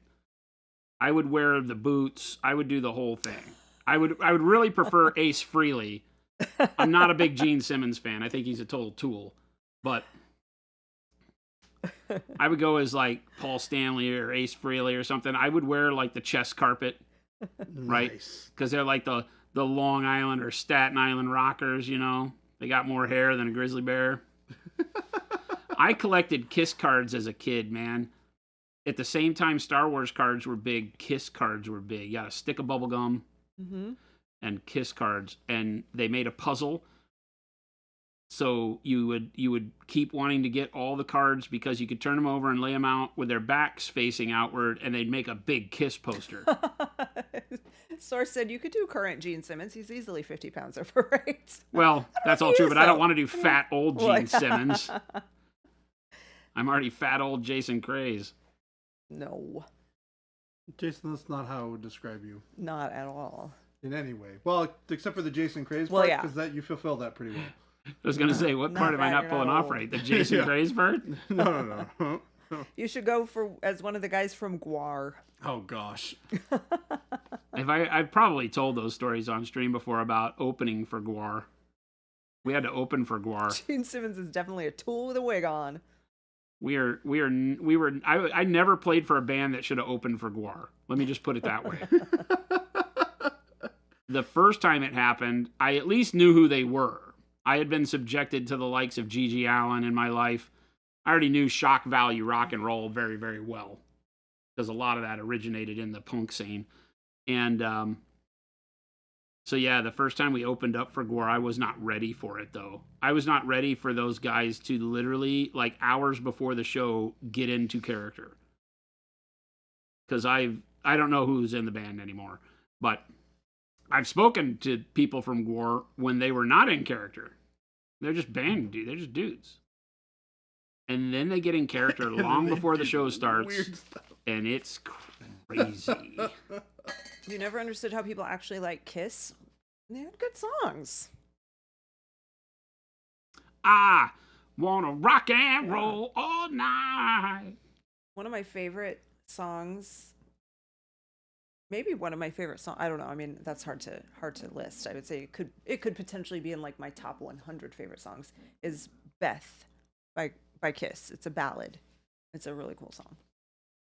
Ballad? Kiss has good stuff. Interesting. Wolfen said, back when I was in the Air Force, had a good friend who exposed me to Guar. Saw them live near Langley Air Force Base in Virginia. What an experience. Oh, yeah. Oh, yeah. So the concert that I remember the most, we opened for them like 2 or 3 times, probably like 3 times. The second time was right after they had played, I think it was in Houston. Because we were in Dallas, Texas. We opened up for them in Dallas, Texas. I don't remember what the place was called, but it was a pretty big theater. And they had just played Houston the night before or a couple of days before. And in Houston, the police came and arrested the lead singer and stole his prosthetic penis. Okay. Wait, the police officers stole it? I'm not going to say anything that's going to be offensive to your children, but you may want to have the birds and bees conversation with them real quick. Have them put earmuffs on. Put your hands on your ears, right? Because Guar, one of the things that they do is they have genitalia that is very prominent at their show. They're like alien overlords that have come and are enslaving humans. And he took his dong? They have slave humans on the stage. Of course, I haven't seen them in decades, so I don't know what their show is like anymore. They still exist. But back then, they were enslaving humans. They had dinosaurs, and it was a hell of a presentation. Like Rammstein. Yeah, but he had this enormous phallus that he would come out on stage at one point with, and it sprayed stuff on the crowd. So if you went to a Guar show, you wore a shirt that said, I bought this shirt specifically for this show, because at the end of it, it would be covered in blood and slime and stuff like that. So you would buy the shirt from the show. You go to the show, you buy the white shirt that said Guar, and I bought this for the Guar show. And then when you left, it was the stains on the shirt that were your badge of honor. And that was the first X amount of rows. And I didn't know this. First time I saw him, I was like, oh, yeah, cool. I'll support the band we're opening up for. And then I'm like, nope, not staying up front for this. So I'd be as far back as you could get in whatever venue you were at. But so they stole it from him, or the cops took it from him, and I think he got arrested for it or something like that, because it was indecent exposure in Houston, according to the laws, right? Bible Belt. He comes to Dallas. And he stops the music for a minute. He goes, this is the part of the show where I would normally show you my enormous schlong, or whatever terminology he used, right? He goes, but they took it from me in Houston. And then he unzips his pants, drops trowel, goes fully frontal, and he goes, but I'm growing a new one! And then the music kicks back on. The music kicks back on, big heavy metal. It was so amazing. Well, Tomato Guar did a cover of I'm Just Ken. That's awesome. They were out of control in only the best of ways. But it was still not my kind of music. I wasn't a big fan, but some hell of a stories on playing with them.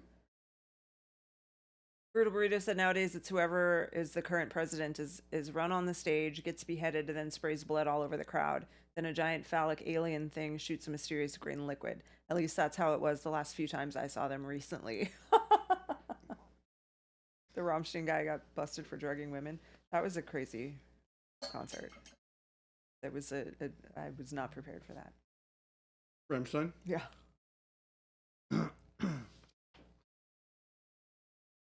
It turns out rock and roll. Yeah. It's all fun and games until the cops show up. Yep. Like Jim Morrison.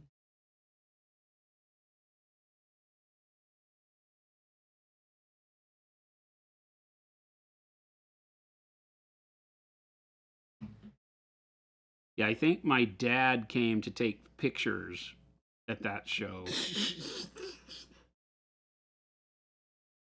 I'm like, awesome. What have I let my son get into? Well, my parents were obviously fairly open-minded about stuff because the bands I were in, we weren't doing crazy stage stuff, but we were definitely not in the accepted genre of music for our age. But I remember him saying, well, that was something special. Yeah. That's funny. But he would tell that story for all his days, because it was just such an amazing night for him. He was like, I don't know that I ever believe I would have seen anything like that. Yeah, my parents used to come to shows all the time. At first, it was the most awful thing in the history of awful things. Then I warmed up to it, and then by the end, I was like, yeah, my folks are here. That's rad. Yeah. I want everybody in the crowd to say hello to my mom and dad. Yeah. And it would be absolutely amazing the way the crowd would treat my mom and dad if they were there. It's funny about stuff like that, you know, that It's like, oh my God, this guy's got parents, and they're here. They're supporting I'm him. standing right It's next to this crazy. guy's It's like mom kitschy. and dad. It's like a crazy kitschy thing when the parents show up to that.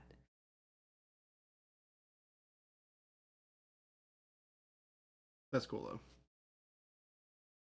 And that's good parental support. Yes. Oh, my parents Like, supported the hell out of us. If it Taylor wasn't Swift's too far for parents them to drive and we went were to playing every local, single they were there. concert she played on her tour for the entire 18 months. Traveled everywhere and went to every concert. To who? Taylor Swift. Oh yeah. Her parents did. Yeah, Jason at Tech Elf wants to know if you ever played at the Outhouse in Lawrence, Kansas. He probably won't remember. It's a very long time ago. Kansas. So let me give you a time frame for me. I stopped playing live in rock bands in 1992. I want to say 92 or maybe 93. I had moved into just music production by then. So I don't know. Was it around then? It doesn't ring a bell, but that doesn't mean much. General Ginkgo wants you to know that he was born in 92. Well, there you go. You did not come to any of our shows, General Ginkgo. I can tell you that for sure. I mean, I also did not. I don't know. We already know that.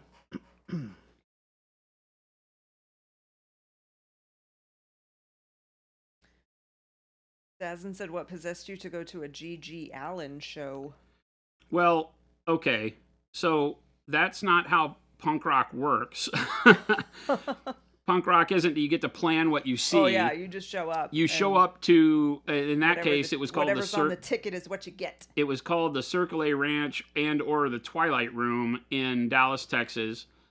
It was downtown on, I think, Elm Street or Commerce. It was on Commerce Street, downtown Dallas. And you had lots of bands because, the world wasn't as full of variety back then. So if there was a punk show, it was whatever punk bands were coming through town played together. So you might find G.G. Allen with like a straight edge band. Like G.G. Allen, I think, played with the Bad Brains.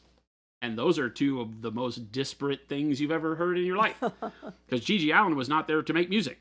Some of his musicians were there, but this was back in the day where G.G. Allen would just pull from, the drunken, drugged up musicians who were local, who were detested by everybody else, and that's who he made his band out of. Tech Elf said that the Outhouse was a really popular venue of the early 80s and early 90s punk bands. Maybe. I have played in Kansas.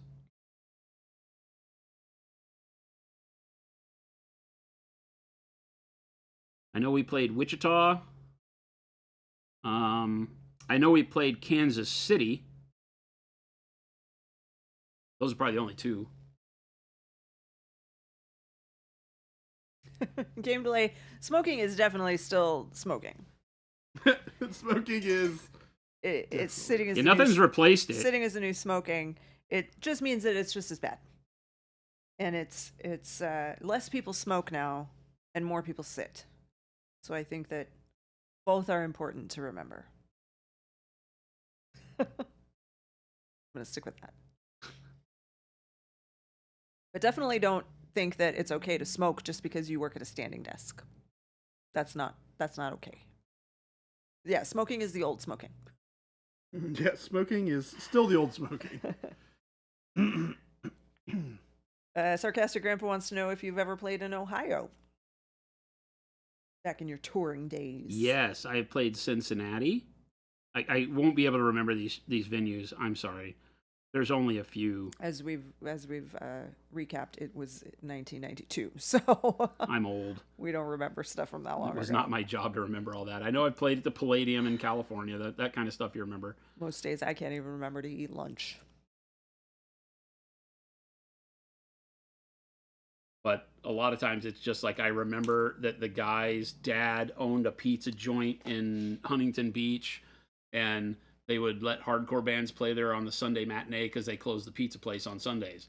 And so Sundays he let his son book shows, and they built a stage in the very back end of the pizza joint, and it had 9-foot drop tile ceiling. And the stage was about a foot tall, just to put you a little bit above the crowd. Yeah. But if the front line was tall people, it looked like you were just on the floor. Yeah. And anytime we would jump up, if I jumped up with my guitar and got crazy, I would have to pay to replace ceiling tiles. You gotta just a little hop. Because I would just freaking go bananas, and I'd throw the neck of my guitar. I had a Les Paul custom that I would throw up, and I would just destroy freaking ceiling tiles at that place. I remember that. General Ginkgo's like, I don't remember 92 either. Well, you're not supposed to. There are people that would argue that I'm supposed to remember some of this stuff. I mean, yeah, some people will make you believe that they can remember things from birth, but I disagree. Tech Elf. Was Tech Elf asking about Kansas or Kansas City and Lawrence? Mm-hmm. Yes. In Kansas, I would have been playing with Rated X. You can Google this music, by the way. It is rated R-A-I-D-E-D. Yeah, R-A-I-D-E-D. Rated X. R-A-I-D-E-D. Rated. You're old too. You've been to the venue that Dimebag Darrell was murdered at? Yeah. You were only around for 2 weeks of 1992. Oh, that means it's your birthday right around now, huh? Yeah, I was going to say. Happy birthday. Happy birthday, Flapjack. Using my powers of reasoning. Unless, of course, you mean you were born somewhere else in the 12-month period and then were abducted by aliens for the rest of the year. Oh. At which point in time, sorry, we didn't want to bring back harsh memories for you, make a grown man cry. But sometimes that's the way it works. Also, still happy birthday. Also, still happy birthday. General Ginkgo's like, I was at least around for almost 7 months. Roadside, I'm with you, man. I've slept since then, and I have to be honest, I never was the person that gave a damn about remembering any of that stuff, and I never took photos. We had a bass player whose girlfriend took photos all the time, and we hated her. Hated her because she was always up in your face saying, I need you guys over here. She was trying to be the girlfriend that corralled the band and was like the manager that wasn't the. It was horrible. All those movies you've seen with the horrible girlfriend, they're all true. That girl exists in every band. Maybe it's a guy if it's an all-girl band, but that person exists, period. That person exists with every band. There is that horrible Klingon that you just wish you could kick off the stage, get out of my life, leave us alone, and it always causes problems. Klingon. But I wish that I was nicer to her because I could get photos of us easier. Yeah. That's so funny. The other guitar player for Domestic Violence is friends with her, and so on Facebook we're all kind of chummy now. So a lot of those photos keep coming up. Like I was the one that did all the artwork for the flyers, so I would have flyer art that we would send ahead to people so they could make the flyers, or we would make our own flyers for each of the shows and go hand them out at the record stores the day of the show or before, whenever we were in town. And so a lot of those flyers keep resurfacing, which is really awesome because now I have like JPEGs or pictures, photo copies of some of the art that I did way back then. It's really fun. That's cool. The band Klingon, yeah, exactly. That moment when people accidentally bring up my alien abduction, thinking they're being funny, not knowing the awkward silence. Game delay. That's why I appended the little asterisk that if that is true, then we are sorry that we've brought a grown man to tears and that we won that over. Bud's like, thank God that's over. Flapjack says, me and the aliens are cool now. How long did it take you to get over it? For me, it was like a gallon of preparation H and a couple of therapy sessions. Lone Wolf says, can I use your primer as a brush on? You can. With the current primer is meant for airbrush, so it's going to be a little bit thin and a little bit more translucent. That first layer is going to look what I call a little milky. I don't know that that's the right term if you're using black, but what it means is that you're going to see a little bit more brush stroke. The plastic color of the model you're painting is going to show through. It's not going to give you opacity on layer one, but it is going to stick really well, and then you put the second layer on with a brush. If you have the time to wait, before the end of the year or right at the beginning of January, we will have real brush-on primers in both white and black. I'm not doing a gray, but we have white and black brush-on primers that are fan-freaking-tastic, right? Yeah, that are meant to go on in one coat and give you the coverage that you want. So, and those will be in the 22 mil bottles, just like our it's funny because I always have to say 25. These are 25 mil bottles. We just only put 22 on there in case we have a low fill. So you actually get more than 22. Anyway. But that model still? They come in those in there. What's that? Do you still have that model that you primed? I've painted over the white that we did in the one coat with Howard the Duck. I've done him quite a few times. The other one was, I believe, the Daredevil model. Yeah, it was that you started painting. Yeah. So I painted over it, but the Daredevil model was done in the black, and then we dry brushed over it and started painting the red on Daredevil. Which took you approximately, like, I don't know, a minute to prime? Yeah, not much at all. Yeah. You Super just quick. threw it on there. Super quick and easy.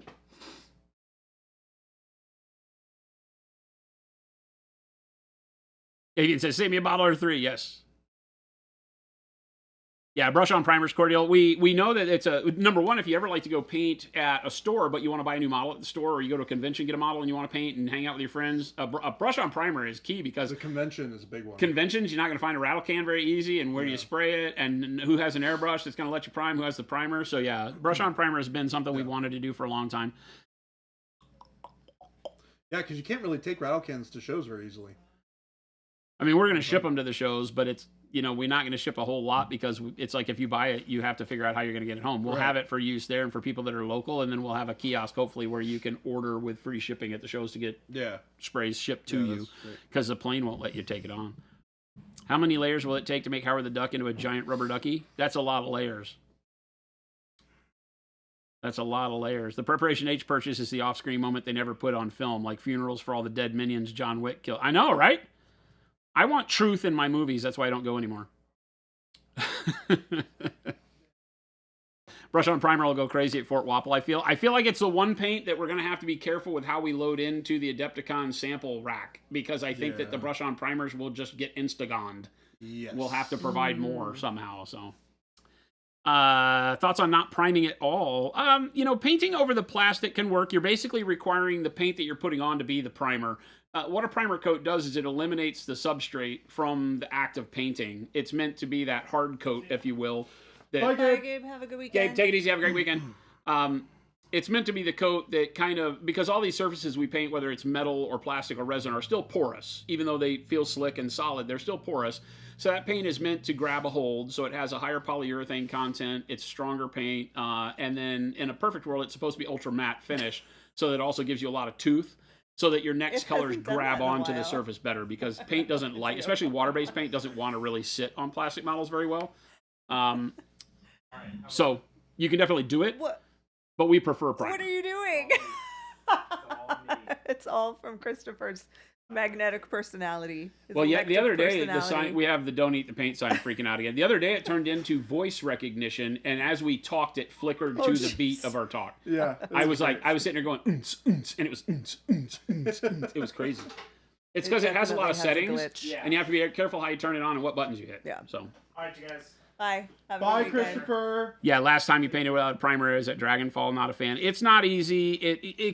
You can do it. The problem is that none of your paint will ever be secure on the model as it should be. So a primer is always better. Right. Watch the movie Green Room. You'll dig it, says Zazin. Is that the one that has... I don't know this movie. I never can remember the guy. It's a guy who I would not have thought would be kind of the antagonist in a movie. Somebody will say the name in chat, and I'll recognize if it's the right movie I'm thinking of. Mo says, have a great weekend, person we didn't see. Sir Blame says, I personally love brush on primer. Never let you down. Yeah, brush on primer is fine. It takes a little bit longer to get the model done, but I mean, if you don't have an airbrush or don't want an airbrush and don't want to futz around with rattle cans, it's great. You said futz. Right. F-U-T-Z. Yeah. Jean-Luc. Patrick Stewart. Right. Jean-Luc Picard. Yeah. He was like a Nazi. Yeah. He was a Nazi. He was a Nazi. Currently doing a bust without primer. Your Procro base coat's going like a charm. Only caveat is it's easier to rub it off. Right. Yeah. Yeah, varnishing between layers is going to lock the paint on pretty well, but it's always, you have to remember, so my brain is tuned to painting automotive stuff because I painted motorcycle tanks and fenders, and I never painted full cars, but I did panel work on cars. And so in that world, you have to prime the metal. Otherwise, the paint that you put on top of it is never secure on the surface. You'll clear coat it, and you'll get a wrap that holds it on, right? So think about what we're doing is we're laying color on a surface, and then by varnishing, you're locking that in. But as soon as the varnish gets a crack, everything comes off. You could always tell a bad priming job because the varnish would crack, and then the paint would peel off underneath it all the way down to bare metal. So the primer is the hardest thing to take off. A good primer coat, you have to sand off the metal. It won't come off. And that's why you have things like sandable primers, because they lay on thick, they grab on like a champ, and then you sand them flat. and that doesn't chip off. In models, we don't have that. That's not a thing. Anybody that says you can use a sandable primer on plastic is giving you a primer that's a little too thick, probably. But the idea is still the same. You want that coat that locks to the surface, the material, so that all of your other paint is stable. And then when you varnish, varnish is just for an extra protection against rubbing your color raw and things like that on points, especially for models that we paint. But you do you. If you like the way it comes out, then that's the best way for you to paint. Roadside Miniatures, we did a short and a methodology this week on that exact topic. There is a video on our YouTube. It's like we paid him, chat. And a methodology today. Yes! Today was posted. You have the instructions. And there's the YouTube Ask link and right you there. shall receive. Blood Walrus, that's good, bad. Bad, good, bad, horrible, good, bad. That's bad. That's good.